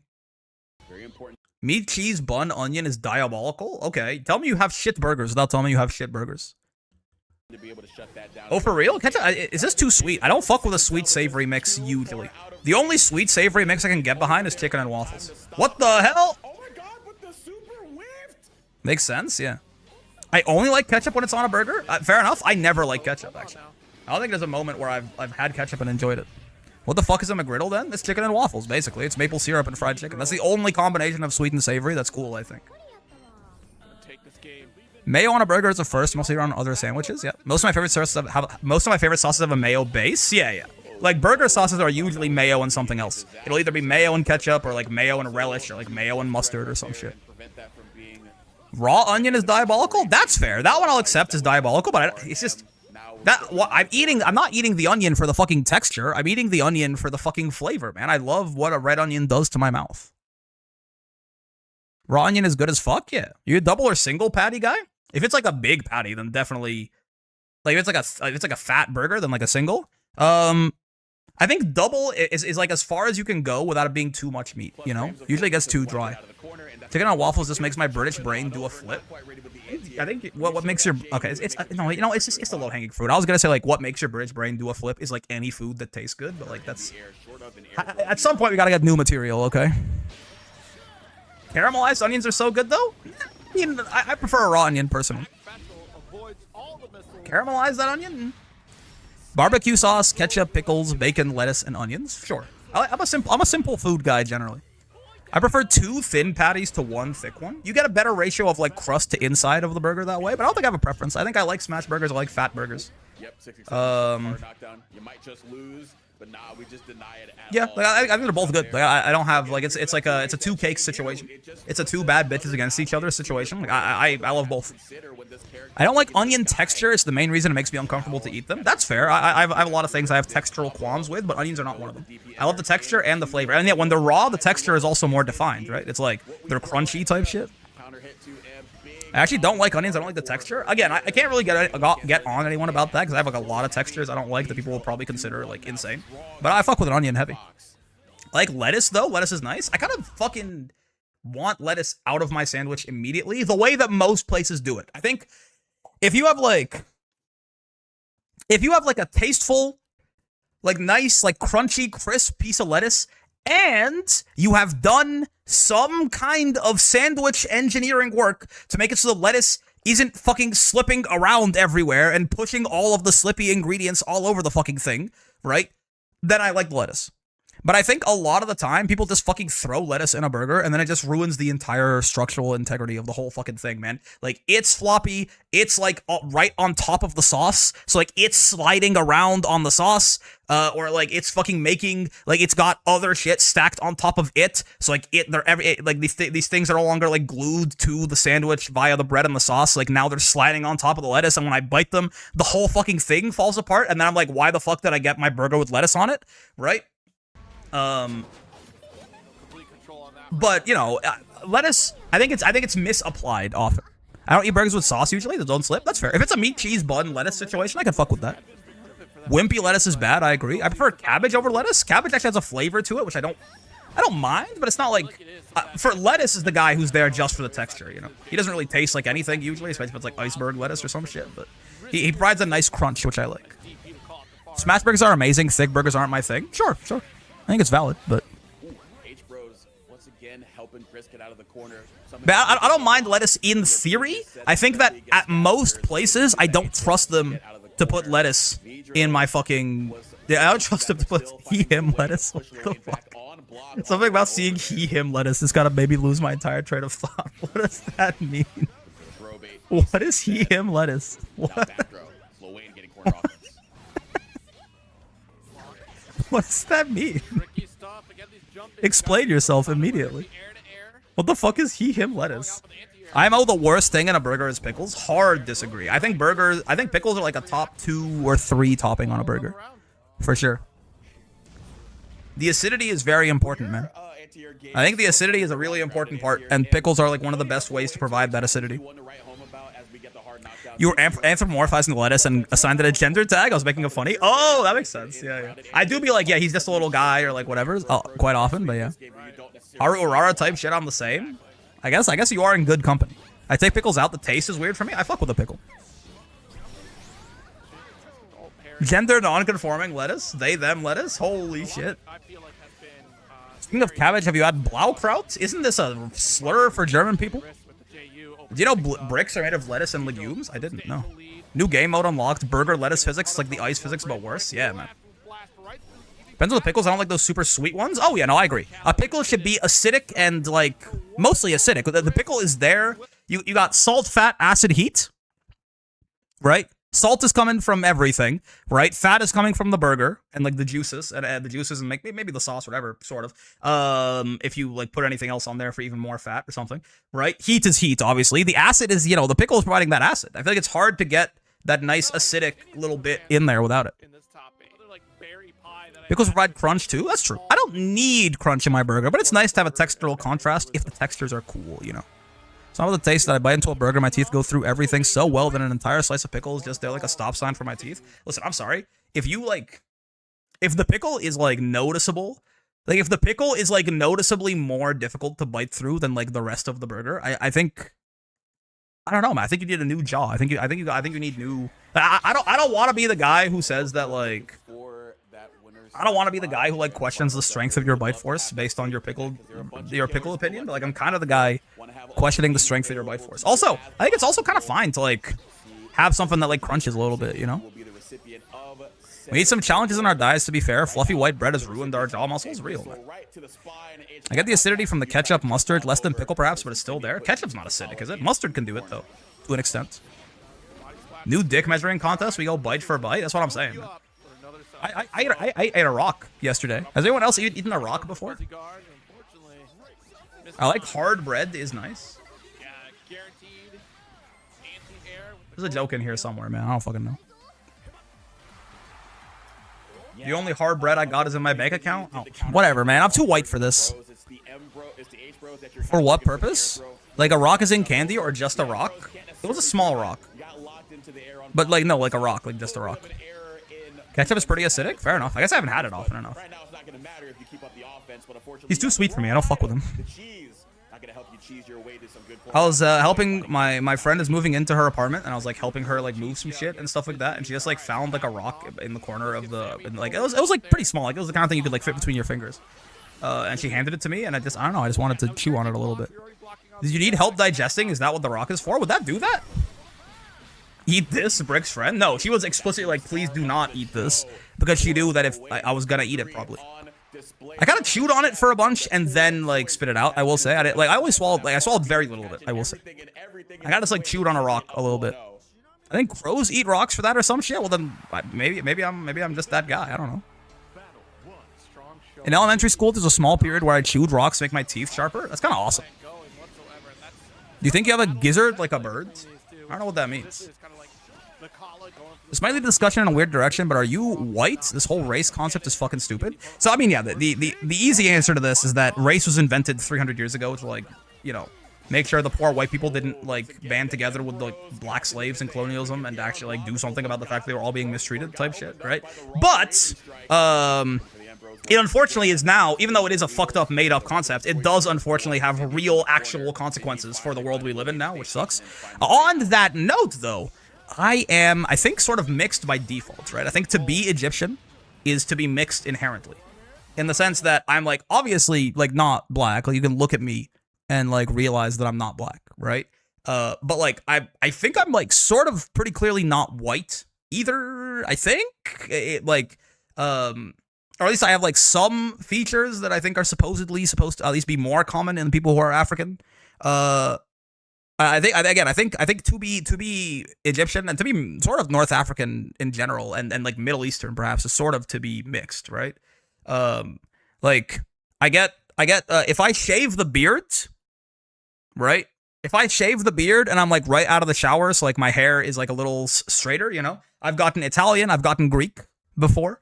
As soon as the beard goes on, I think it's pretty obvious that I'm at least partially Arab. You know what I'm talking about?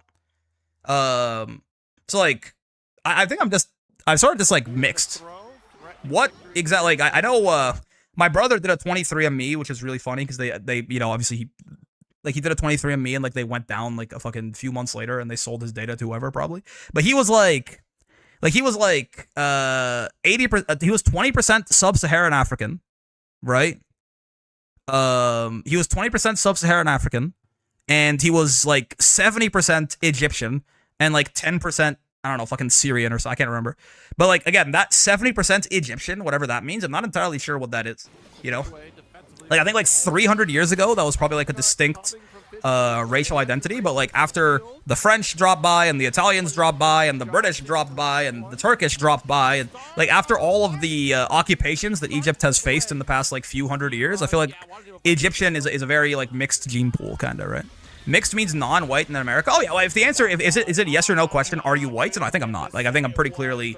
I have been called enough racist things by people who I later realized are probably not my friends to tell you that I'm definitely not white, right?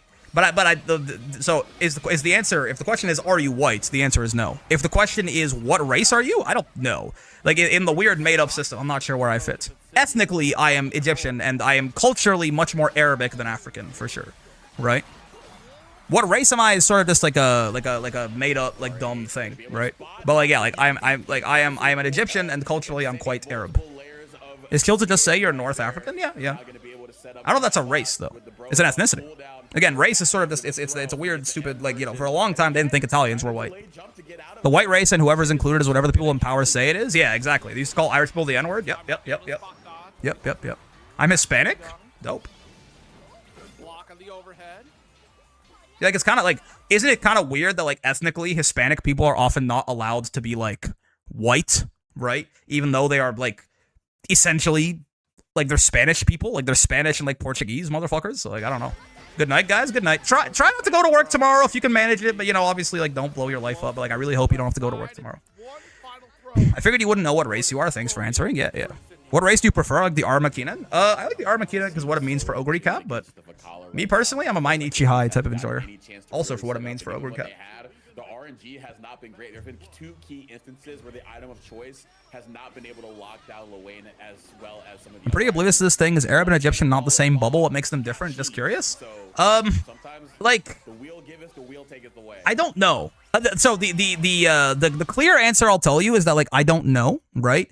But like it's one of those like it's like the thing with like pornographic stuff where it's like I don't know what counts as pornographic content, but I know it when I see it type shit. Like there are certain things that are like uniquely sort of Egyptian, right? Like foods, like historical, like this like historical context regarding like a lot of Egyptians do like identify probably more heavily than we should with like some sort of like pharaonic ancestry, despite the fact that it's been so fucking long since that has been anything at all, right? And so, but like there are something, and like there is definitely more African like influence involved with being Egyptian. Like there are a lot of Egyptians that are black, right? It ain't me, right? It's not me, but like there's like especially like closer to the south. Like I'm a very like north, like white boy. But like there's you know there are quite a few Egyptians that are like just like they look Sudanese, you know. So like it's. There is a difference there. I'm not sure I could like delineate it for you, obviously, and honestly, part of it, you know, is that I'm just not that in tune with my culture, right? It's something that you know, you immigrate when you are a teenager, and you're in your mind leaving like a place that you like a place that has become the thing you are waiting to leave, and going to this like new place of all this opportunity. And I never like fit in that much at home, and I had a bad childhood and things like this. So it's like you kind of want to think of this thing as a new beginning, and you sort of cut all ties to what you used to be to like be into this new thing, and then you grow up and you realize that they didn't really want you here, and maybe I need to like figure out something about the place that I came from, because it's the only place that can probably ever like kind of really truly be home in that sort of way, right? But anyway, so I'm not that attached to my culture too, which is another reason that I probably can't answer that question. And like you know, I bet you like my mom could probably give you a better answer for like what the difference is between like an Egyptian and an Arab, right? But there's certainly a lot of crossover at the very least. It's actually fucked. I'm applying to jobs and shit, and there's the usual race disclaimer to ask you if you're Hispanic, and then if you say no, you get a drop down menu. You can select white, but cannot select Hispanic. I'm not allowed to be white and Hispanic. Yeah, it's very weird, right? It's why, again, like, white has no basis in, like, ethnicity, right? Like, it's purely just whoever they decide gets to be in the in-group, right? Because for all intents and purposes, like genetically, like, there is no reason that someone in Brazil is not, like, the exact same fucking race as a guy from, like, Spain, right? But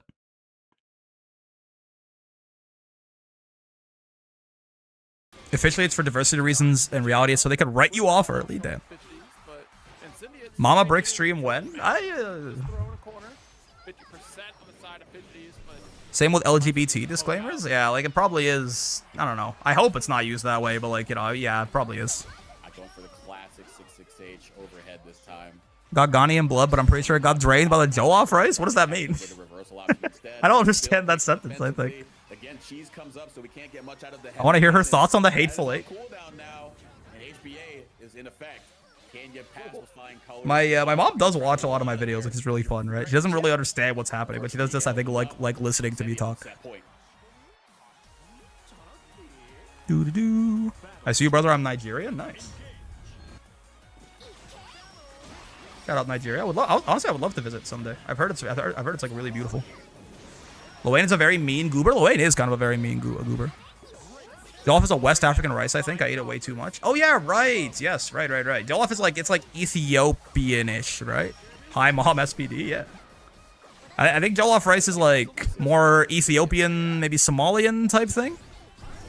Does your mom ever ask you about the thumbnails, specifically the minion ones? Believe it or not, we have had a conversation about the thumbnails once, but it wasn't about the weird ones. It's about the ones where it's like, you know, like it's just like it's like a Street Fighter thumbnail that like just like has Mai's character model in it, and she's like, she'd really be having these like fucking half-naked women in your thumbnails, and I was like, listen, okay, like maybe a fair, I don't know, like sure.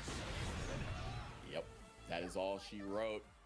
You know how it is. Gonna be sent down into losers and send it with a clean. Let's go, Mom, SPD. I'm not doing it to fucking goot her, but it's just what she looks like, man. But like fair. Keeping you honest, I'm not doing it for that purpose, but it is good to point out for sure. God forbid a woman do anything, I guess. Funny thing is that Mexicans will roast you if you're dark or light. You have to be the perfect shade not to get roasted. What the hell? But like, yeah, the weird thumbnails, she just kind of like, I think she just assumes it's a joke she doesn't get and moves on. Which is like usually true. Never seen that, but I'm never telling someone I'm LGBT on an application. If they do that, they don't gotta know. Yeah. You can not answer.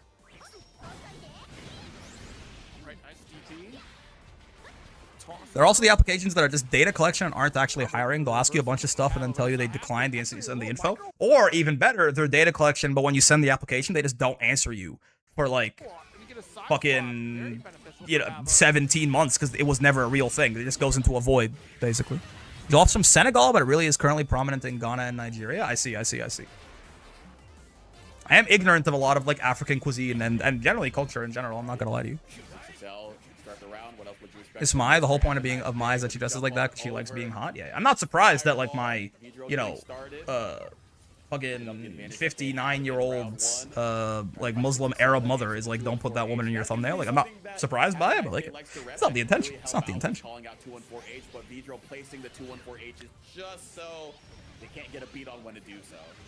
Honestly, my African geography is pretty bad too, which is a little bit of a, you know, that definitely probably is. It probably does have some like colonialist root to it, but I could fix it. Probably should fix it. I'm not really entirely sure. Like, I can give you a pretty good guess, but I don't think I'm entirely sure where Senegal is. You know, which is a little embarrassing for sure.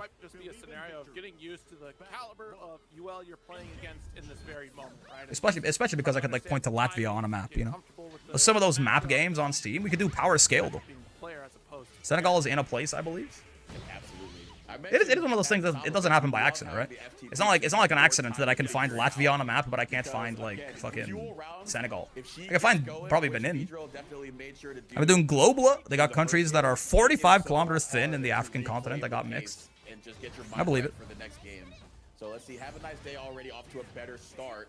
I'm gonna check the advancing attempt, and instead of going for the 6XL to track down the 2 and 4H. It's losers semis, real. Fireball just at the right time to catch them on the backswing. So I like that option when you have meter. I need to do more of those doles, honestly.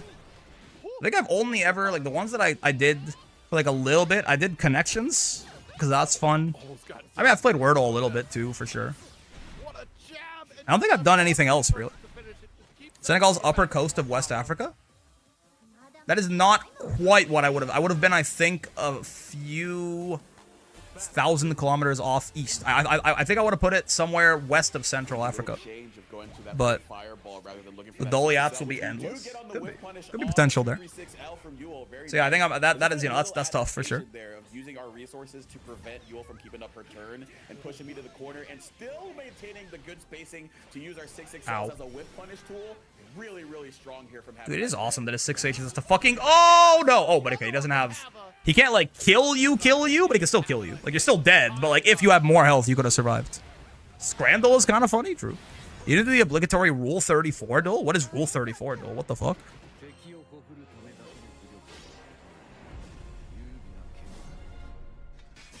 Is that If you weren't dead, you could live. If you, like, listen, if, like, I see now the circumstances of one's birth are irrelevant. By the way, Mewtwo?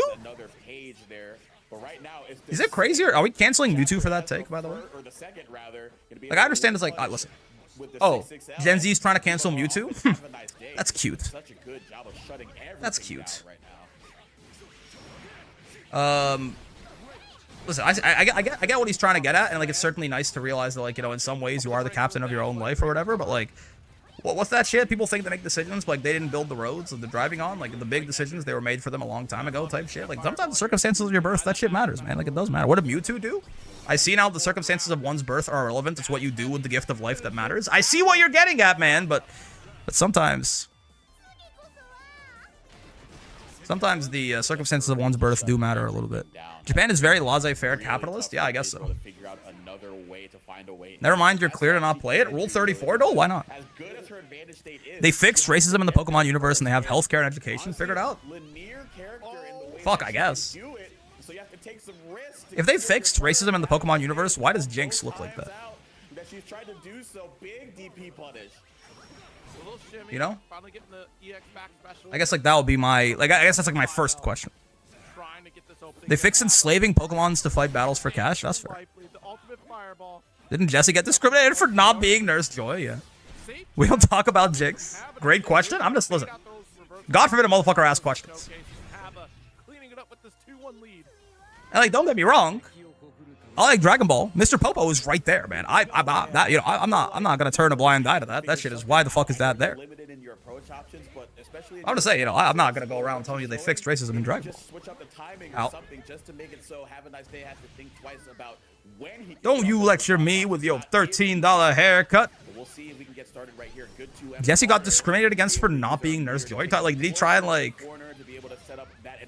Was she like running the Pokemon Center or something, and she wasn't Nurse Joy, so like people treated her weird or something?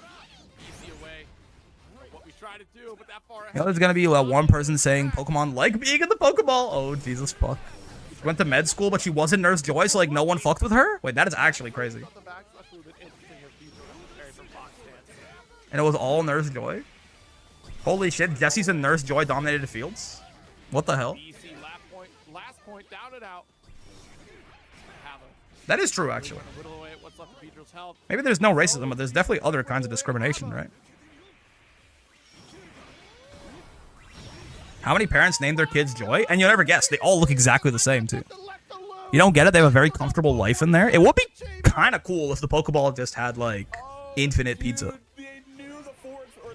Pokemon's been real quiet about Jinx for a very long time. I mean, you don't want to bring attention to it. I don't blame them. I assume you just kind of want to pretend it never happens. Yeah, just be quiet and hope no one asks any questions. You don't get it? They don't pay rent? I think that is usually the case with slavery, yeah. If I got on a plane and saw a Pokemon pilot, I'd think, I sure hope he's qualified. Oh god, oh fuck, oh god, oh fuck, the dog whistles, oh god! Jinx got ignored when she was part of the trio of Magmar and Electabuzz? Oh god.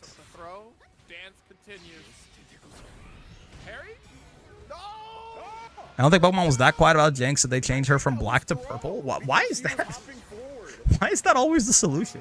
Why did they think that like making Mr. Popo blue was like fine? You know? It's still like you're not really tricking anyone. Like it's almost crazier because it's like the idea that it's like, oh well, because like Popo is also, he's like Popo is like Vanta black, you know? Like, very, very few black people actually look like that, you know?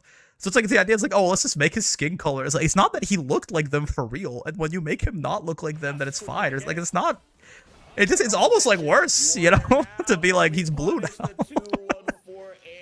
I just don't get it. Why is he blue now? Why is he blue? It's true, Hidden Colors does nothing, but they weren't quiet about it. Yeah, they made Mr. Popo blue. I think he's blue in Dragon Ball Kai. Hold on. What makes the Popo blue, man? I almost like don't want to bring up this design on screen, but I think he's blue and oh god, oh Jesus. No, he's not. Well, I think I saw a blue Popo. There's a blue okay, I'm getting out of here. It is. Oh, I don't know why. I don't know why he looks like that. But I think he's blue in Kai. Yeah, he looks the exact same. He is still, you know, fucking Kami's like living, like kind of simple-minded, you know, manservant who looks like that. I forgot about the blue. Yeah, but they did make him blue, I guess. He is blue, and I guess that's fucking all that matters.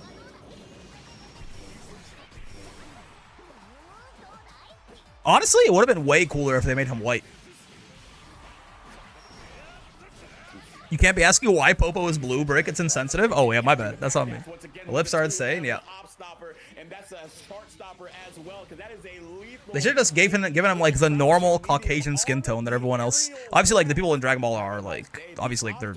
Well, they're not, like, Japanese in-world, but, like, I assume they're supposed... I actually don't know if they're supposed to look Asian. I feel like whatever they do... I can't really... I don't think I can really nail down, like, what, like, ethnicity, like, Goku is supposed to be. Right? But, like, they should give him, like, that same skin tone. Why not? How's it going, Brick? They're all Hispanic? That's fucking real. Except for Piccolo, who's black. Case closed. That's actually fucking real. Maybe the most real shit I've ever heard, in fact. How's it going, Brick? What's going on, Cloud? They did redesign the one Shaman King character in the remake because he was legit supposed to be black, but they drew him as blackface. Inoffensively light-skinned. Yeah. Fucking blue Popo, man. I can't believe this shit. Fucking blue Popo. I, like, forgot about that until just now. Why is he blue? I'm sorry if apparently it's fucking unwoke to ask why Mr. Popo is blue. We can't even ask why Mr. Popo is fucking blue anymore because of woke. Piccolo or Vegeta better on the grill? I think Piccolo's got him fucking cooked. In literally and figuratively, man. I'm sorry.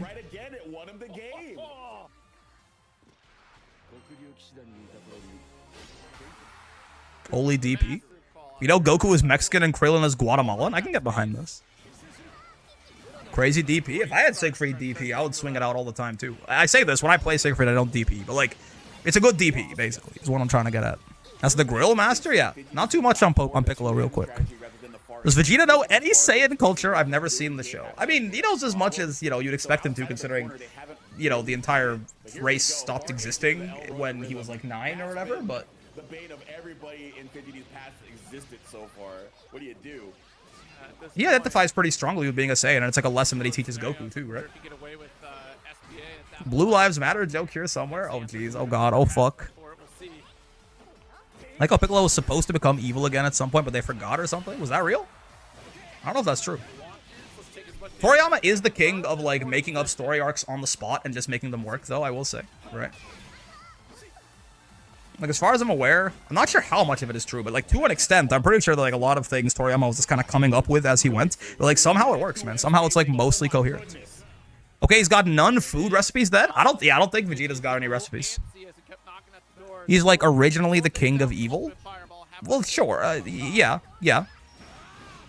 Demon King Piccolo. That doesn't mean that he had to be evil again, though. Vegeta is Argentinian. He's prideful but eats shit for the sake of the plot. I don't know, like, the lore. I don't know, like, but I kind of love this. I love that apparently, like, I don't know what exactly the references that are being made are here, but something about, like, you know, fucking Goku is Mexican, Krillin is Guatemalan, and Vegeta is Argentinian. I really like this idea. Brought back that plotline for fucking DBZ live action for some reason. If you're like judging anything based off Dragon Ball Evolution, we have bigger problems. Okay. I just can't see Piccolo being evil again. I mean, not at this point, certainly. Ow. Did the king need to learn how to cook? I guess that's fair. Yeah. Honestly, whenever we see Saiyans eating food, it always just looks like they're just, like, when Guinea, like, I think the only time we see a Saiyan at least preparing any kind of food is when fucking Guinea is chopping up that meat when Bardock is telling her we have to get Goku off the planet. It's like, it just kind of looks like it just, like, might just eat fucking raw meat, but also, I don't know. Could just be a bad look. WDP, real. Dragon Ball Evolution is the reason Super exists. Yeah, and, like, Hitler is why we have the internet. It doesn't mean that he's a good person, okay? Or some shit. Like, World War II is, like, there are, like, huge, like, technological strides made in it. Doesn't mean that we have to hand it to Al-Qaeda. I mean, a husband and father should probably learn how to cook. Oh, he should, yeah. But, like, the Saiyan culture seem particularly non-patriarchal to you? But they are rich. They definitely got chefs. Oh, you mean after he went to Earth? Yeah, I mean, I don't think Bulma's ass knows how to cook either. Bulma's just a billionaire. Heavy, the spike ball does get the knives to ultimate fireball. Have at lively once again, but I gotta watch Fidgety's play this Vakala character in more detail. Hold on. I gotta lock in. Lock in. There is a tournament going on, in case you weren't aware. It's not just jingling keys in the background. There are actually people playing Granblue here. I gotta watch this Vakala corner pressure and see what I can learn. Themselves right near that cannon too, but as soon as they didn't really get an item to help them with it, they backed. You don't really know shit about Saiyan culture, right? Yeah. Really let their offense keep going. I mean, honestly, for all we know, them being like violent brutes and shit like that could be Frieza propaganda, man. But, like they kind of weren't like dope. It seems. Like, it definitely seems like they weren't like the best, like the dopest guys. Oh, no spot dodge? No spot dodge? Mega Mind face? What the fuck?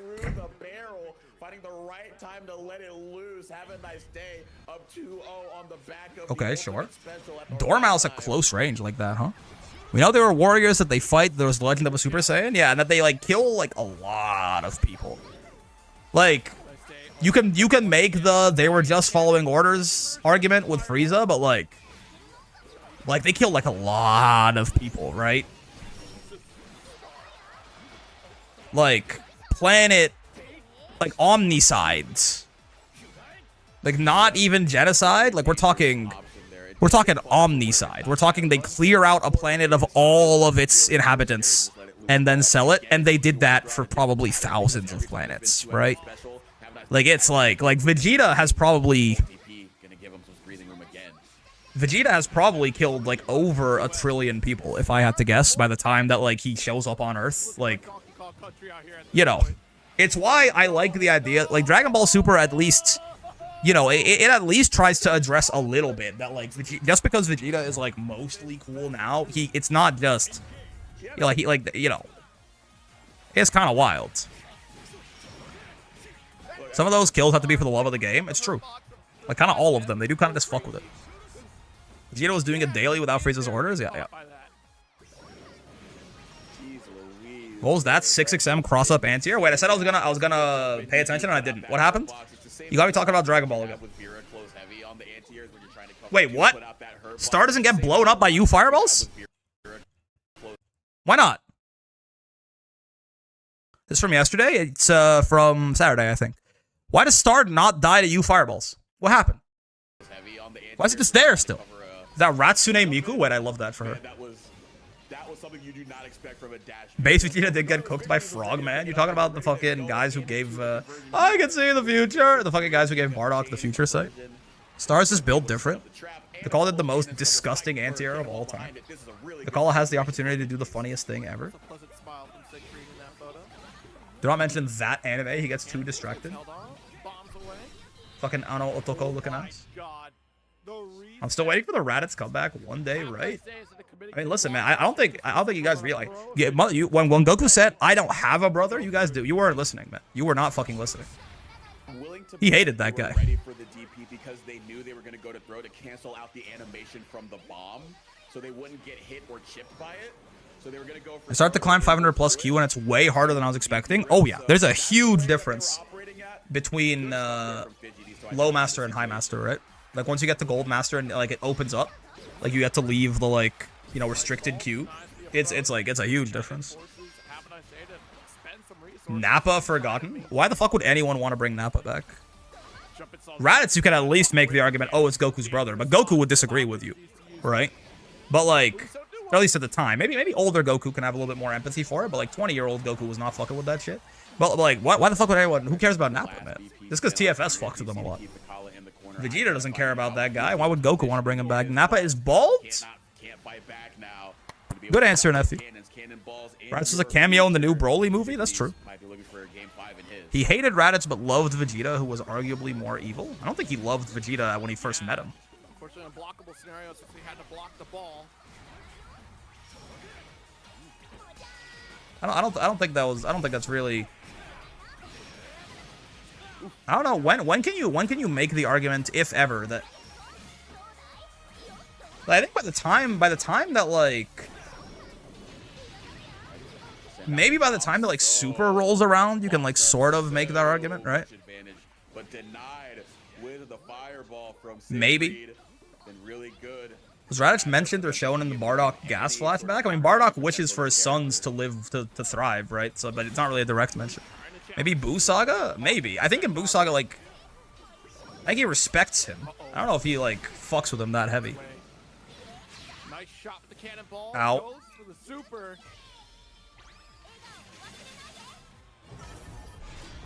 But that is, like, several, like, that's, like, over, like, that is, you know, that is, like, 15 years into knowing the guy or something, right? So it does count for something. Bro got 50% of his wish.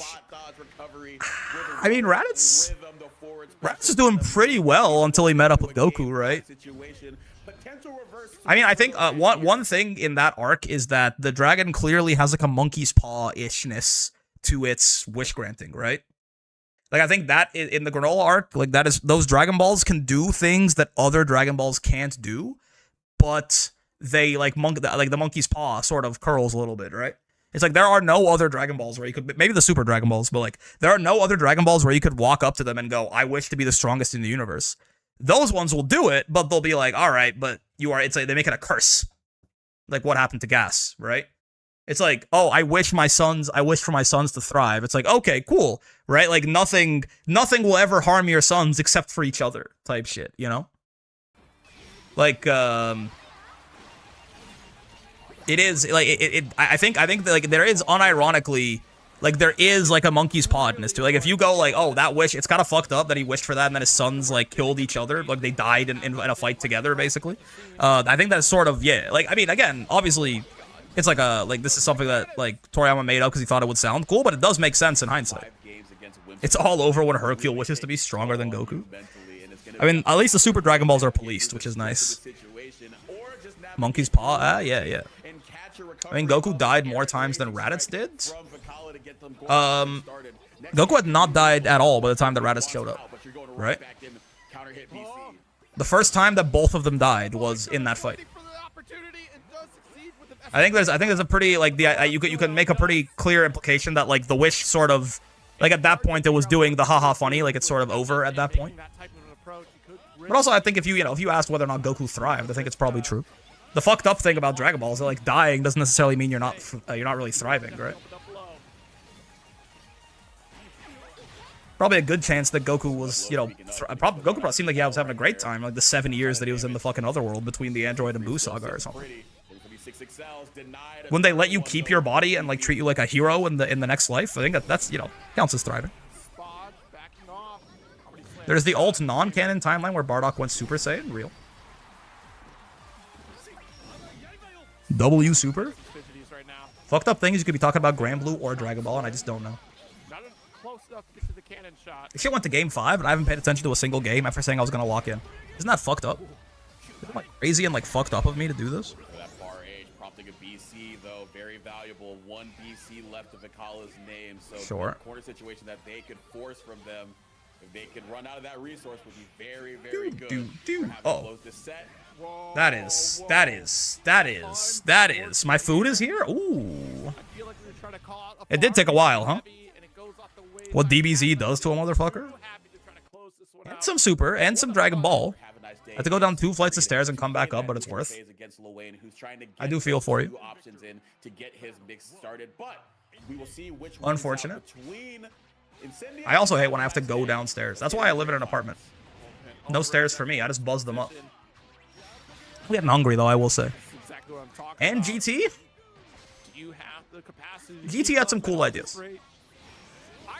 I still think all this dumb shit that Bulma is doing with the Dragon Balls and Super and, like, Frieza, and I think we are like rife for a Shadow Dragon arc, but, like, canon this time, for real. Lowain Grand Final walking back out, actually so fucking real. This Grand Final's kind of long, no? I'm hungry. I mean, the whiffed Super, but stairs suck too. That's real. light conversion. Corner carry even more so. We are like so primed for a fucking Shadow Dragon arc right now, in or like at least something like that idea where like the overuse and the misuse of the Dragon Balls had some kind of consequences. Because like, what the fuck do you mean Bulma is using it to get like the BBL on the regular? How hungry? I'm so hungry I could eat a awesome lesbian couple. Wait, no, I think I'm getting my memes mixed up. The fucked up part is like, that's a funny joke, but like most of y'all don't know what the fuck I'm talking about. It's just gonna call me homophobic on Pride Month. You're gonna do the low-hanging fruit. But like, if you think about it for a second, that is a good joke, okay? That was a good subversion. I kind of want giant monkey Super Saiyans. I think you can call them that. Hi, Brickalo, Asta. We were just talking about how Hava is misogynist for 214U BC baiting your ass to end the set. Fortunately, just a little bit late on that spot dodge, like you said, but on time. I'm in lesbians with you. Once again, getting all of the what does this mean? damage that they can off of these straight fireball hits and pressure. Are you talking about the islands off the coast of fucking Greece or whatever? I got owned. It happens. You gotta get washed to get clean. You gotta wash yourself or you will never be clean. You gotta wash. You gotta clean yourself after you poop, man. It's just it's a known fact of life. Honestly, brother, get me through these fucking in between rounds. Wait, what? Okay, no, I thought a round ended in those like 5 seconds. I simply wasn't playing my best. Yeah, that's Lesbos. Okay, I don't think you can call them that. Like, I know it's Pride Month, or like I don't know, like I don't think you can call them that. It's got like a mildly like derogatory like bend to it. No, we win next time. I believe you. I forgot the Mambo's still dead. Isn't that so unfortunate? Summon Manhattan Cafe. That's real. Cafe, save, release. Dashlight denying. Again, it's Cindy not looking any better off. At this maximum distance, there's no hope of a BC. There you go. Hava in control right now. Backdash. Baekhyun must always stand atop the tower. Haru cannot float. He must have Rice support her. 6XL God, have a nice day. I like how he uses Siegfried Far L. I think he uses Siegfried Far L very well. Scott Pilgrim reference? I'm sorry. I did not grow up here. I don't know about that shit. I'm unfamiliar with Scott Pilgrim. I know that a lot of people are attracted to Ramona Flowers. I know in my head, I think it's the same thing as Percy Jackson, which it isn't, but I think it might have the same fan bases. I don't know. They have the same vibes to me anyway. Guy who doesn't know anything, these two things are exactly the same. I think in my head, I get them confused sometimes. Lesbo's giving hobo? Like a little bit, right?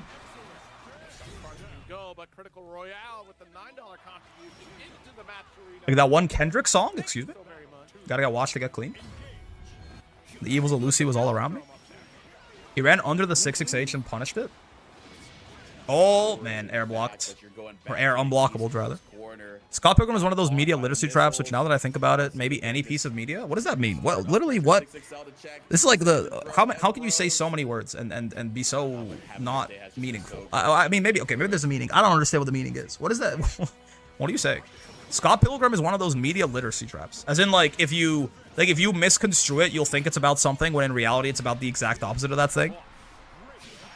It's like when all the Republicans got really surprised that they were the machine that Rage Against the Machine was raging against, and they realized that they were like, what? They're woke? It's like, well, was the name not a big enough hint?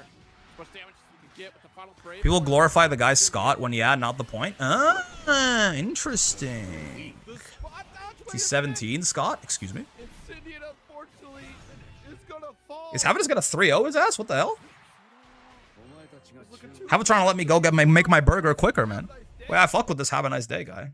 Wait, what? Is that a character swap? I realized halfway through my sentence people do that to many pieces of media. Yeah. People fuck with fucking Patrick Bateman. They be fucking with Walter White. There's lots of other examples, I'm sure, but I'm hungry, so I can't think of any right now. They be fucking with, like, you know, that one guy who they shouldn't be. Oh, Eren Yeager is like the fucking... I mean, honestly, I don't know if the author wanted you to not fuck with Eren Yeager, because, like, isn't he, like, also a fascist or some shit? But, like, you probably shouldn't be fucking with Eren Yeager, I will say. might be looking at a 5. Or they go like, this is problematic, and it's like, yeah, the story has a bunch of characters literally saying it's bad. Real. More like Scott Pilgrim versus the woke, am I right? We can't even have Scott Pilgrim anymore because of woke. Being able to get out of it very quickly each time. That's how it fucking goes. I think my knee's doing a little better. Maybe I can work after all. Did you fracture it? Listen, I'm not gonna tell you how to live your life. I need money to buy mom a new printer. No, I appreciate that, I do, but your mom doesn't want anything more than for you to be healthy and happy, you know? Like, if your mom knew you were going to work on like a fractured knee to buy her a new printer, she would tell you to stay home. I don't think a fractured knee gets better over the course of one stream, I'm not gonna lie to you. Again, if you're like genuinely feeling better, like sure, I guess, but you'll grow up watching One Piece and end up being on the right. No, you don't understand, man. It's not political. Somehow, I actually can't even strawman this argument because I don't even know what the points for it are. You know what I mean? Like, I actually don't know how you can come to the like. I can't even make fun of the arguments by strawmanning them because I can't imagine what the arguments are. Turn turning into Hitler was one hell of a plot twist. Fucking real. Some guys probably love seeing themselves in Scott because he waits for his girlfriend outside of her high school. Holy shit, man. What? Is he dating a high schooler and he's not a high schooler? Could be your fault, streamer. Why aren't you doing healing magics? I gotta do the fucking... the Machikane Fukitaru. As a guy who doesn't know anything about Scott Pilgrim, I'm just like, the more I hear about it, the more I'm like, what? Yes? Oh! What a interesting... Scott Pilgrim versus the woke indeed, man. I think we're gonna have to kill this guy, Ogre. Damn. Yeah, I think? Whoa. Yeah. Cool. Maybe it's not the same thing as Percy Jackson. He's like a college freshman, I think? Scott Pilgrim versus the world. Scott Pilgrim's kind of mid, TBH. Yes, and everyone around him literally says you need to break up with your 17-year-old girlfriend. He's not meant to be likable. No, that's fair. I'm not saying it's like burn the piece of media. I'm saying we gotta cancel the guy, not the author. I was wondering what you were getting at with the Percy Jackson thing. I think in my head, they were both just young adult fiction where like maybe the main character was a guy who had some sort of magical power. Scott is 23? That's crazy. Like, in my head, I know nothing about any of... I knew nothing... When I said that, I knew nothing about either of them, except that I was like... I think there's, like, some amount of, like, magic in both of them, and the main character is, like, a guy... Like, honestly, by that logic, I could say that it's the same as Harry Potter, except I'm a little bit more familiar with Harry Potter, I guess. It felt like they had similar audiences, I guess, but maybe I'm wrong. It seems like I'm wrong. I'm gonna tell you right now, there's, like, a... There's a grand finals reset in this shit. I might skip ahead and see who wins. 23? Ain't no way, dog. Kind of crazy. I mean, like in like 2006, and it's like 17 and 18. It's like, I mean, there's like, honestly, I mean, you know, there's a discussion to be had there. But if it's 17 and like 23, that is pretty wild. Oh wow. That's kind of wild. The whole point is that Scott needs to act like an adult. It is funny that this is like Peter Pan, but instead of like not wanting to grow up, he like keeps statutorily raping women. Like that, it is like an interesting discussion to be had for sure, right? It's like, what if instead of not wanting to leave Neverland, Peter Pan couldn't stop cream pieing underage girls? Like, I don't... It's like, it's an interesting plot point, I guess. Right? But like maybe different time? Like, I guess? What did I chime back into? I don't know, man. Ask Scott Pilgrim. It's not. I'm not condoning any of this. What if Peter Pan took the kids to the island? That's what I'm saying. Ugh, brother. I know. I just didn't realize this is what Scott Pilgrim was about. I guess. You know. I'm processing. Looking to force game 5.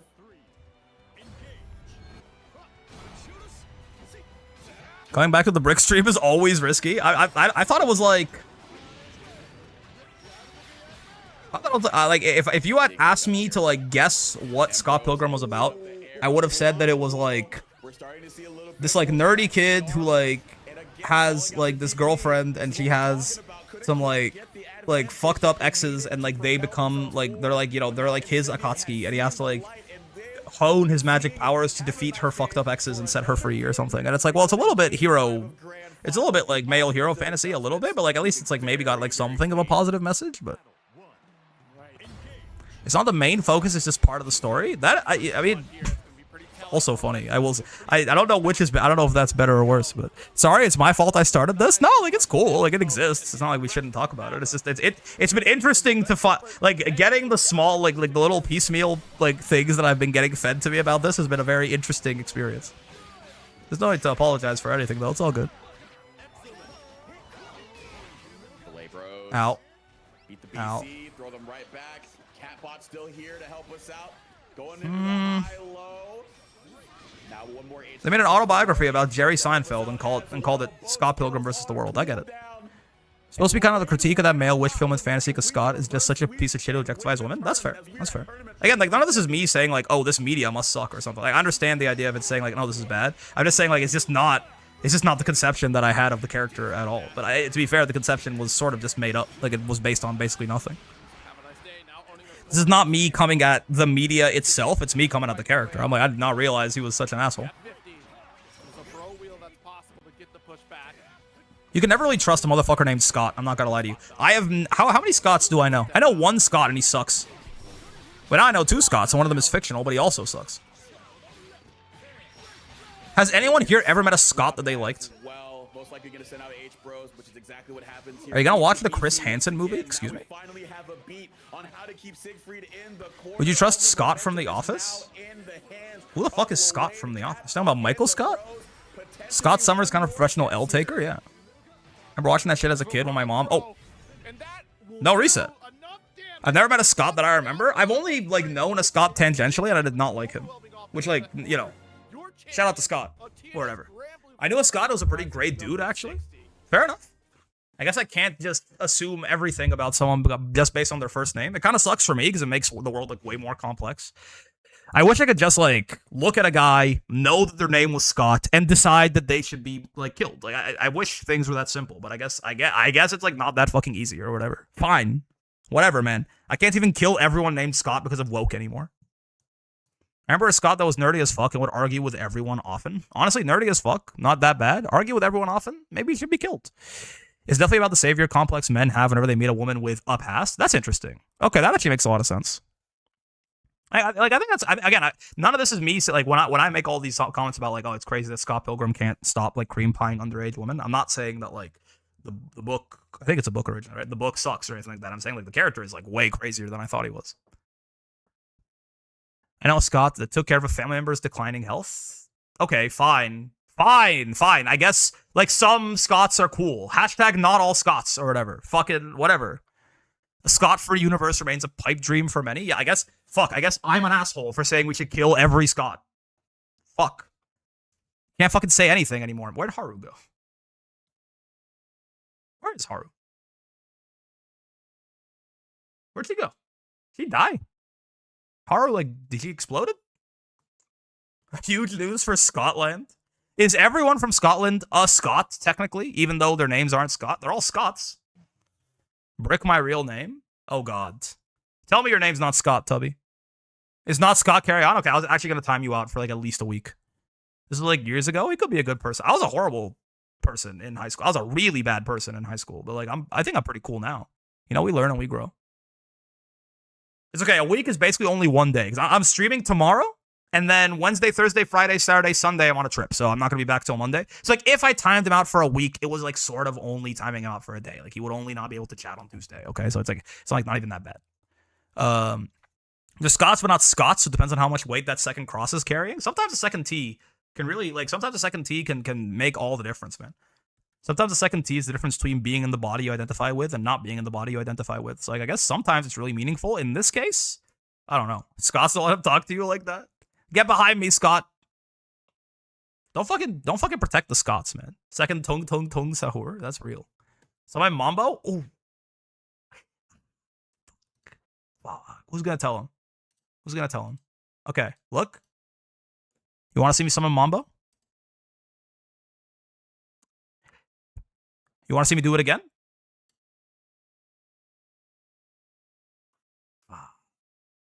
Who's gonna tell him? I'm baiting them out. Get ready to shoot. Wait, that's real actually. I don't know why she's dead. She doesn't work. She's not here. It can't be. They killed her, man. I know Mambo's like a nickname. It's not the actual horse's name. Was the actual horse's name Scott? Maybe, because in which case maybe she fucking should be dead. I don't know. To me, my X-Men. To me, my Scotsmen. Anyways, I'm gonna go. Have a wonderful day. Have a wonderful rest of your day. I'll see you tomorrow for some Granblue and maybe even yeah, probably some Granblue. Who knows? We'll see. And then yeah, I'll see you like on fucking Monday after that. I'll be a little bit, all right? But for now, I will see you tomorrow for more Granblue. Have fun. Exactly. Try not to go to work. I don't know. I'll keep saying it, but like you take care of yourself. And I'm gonna go fucking eat because I am starving. Peace.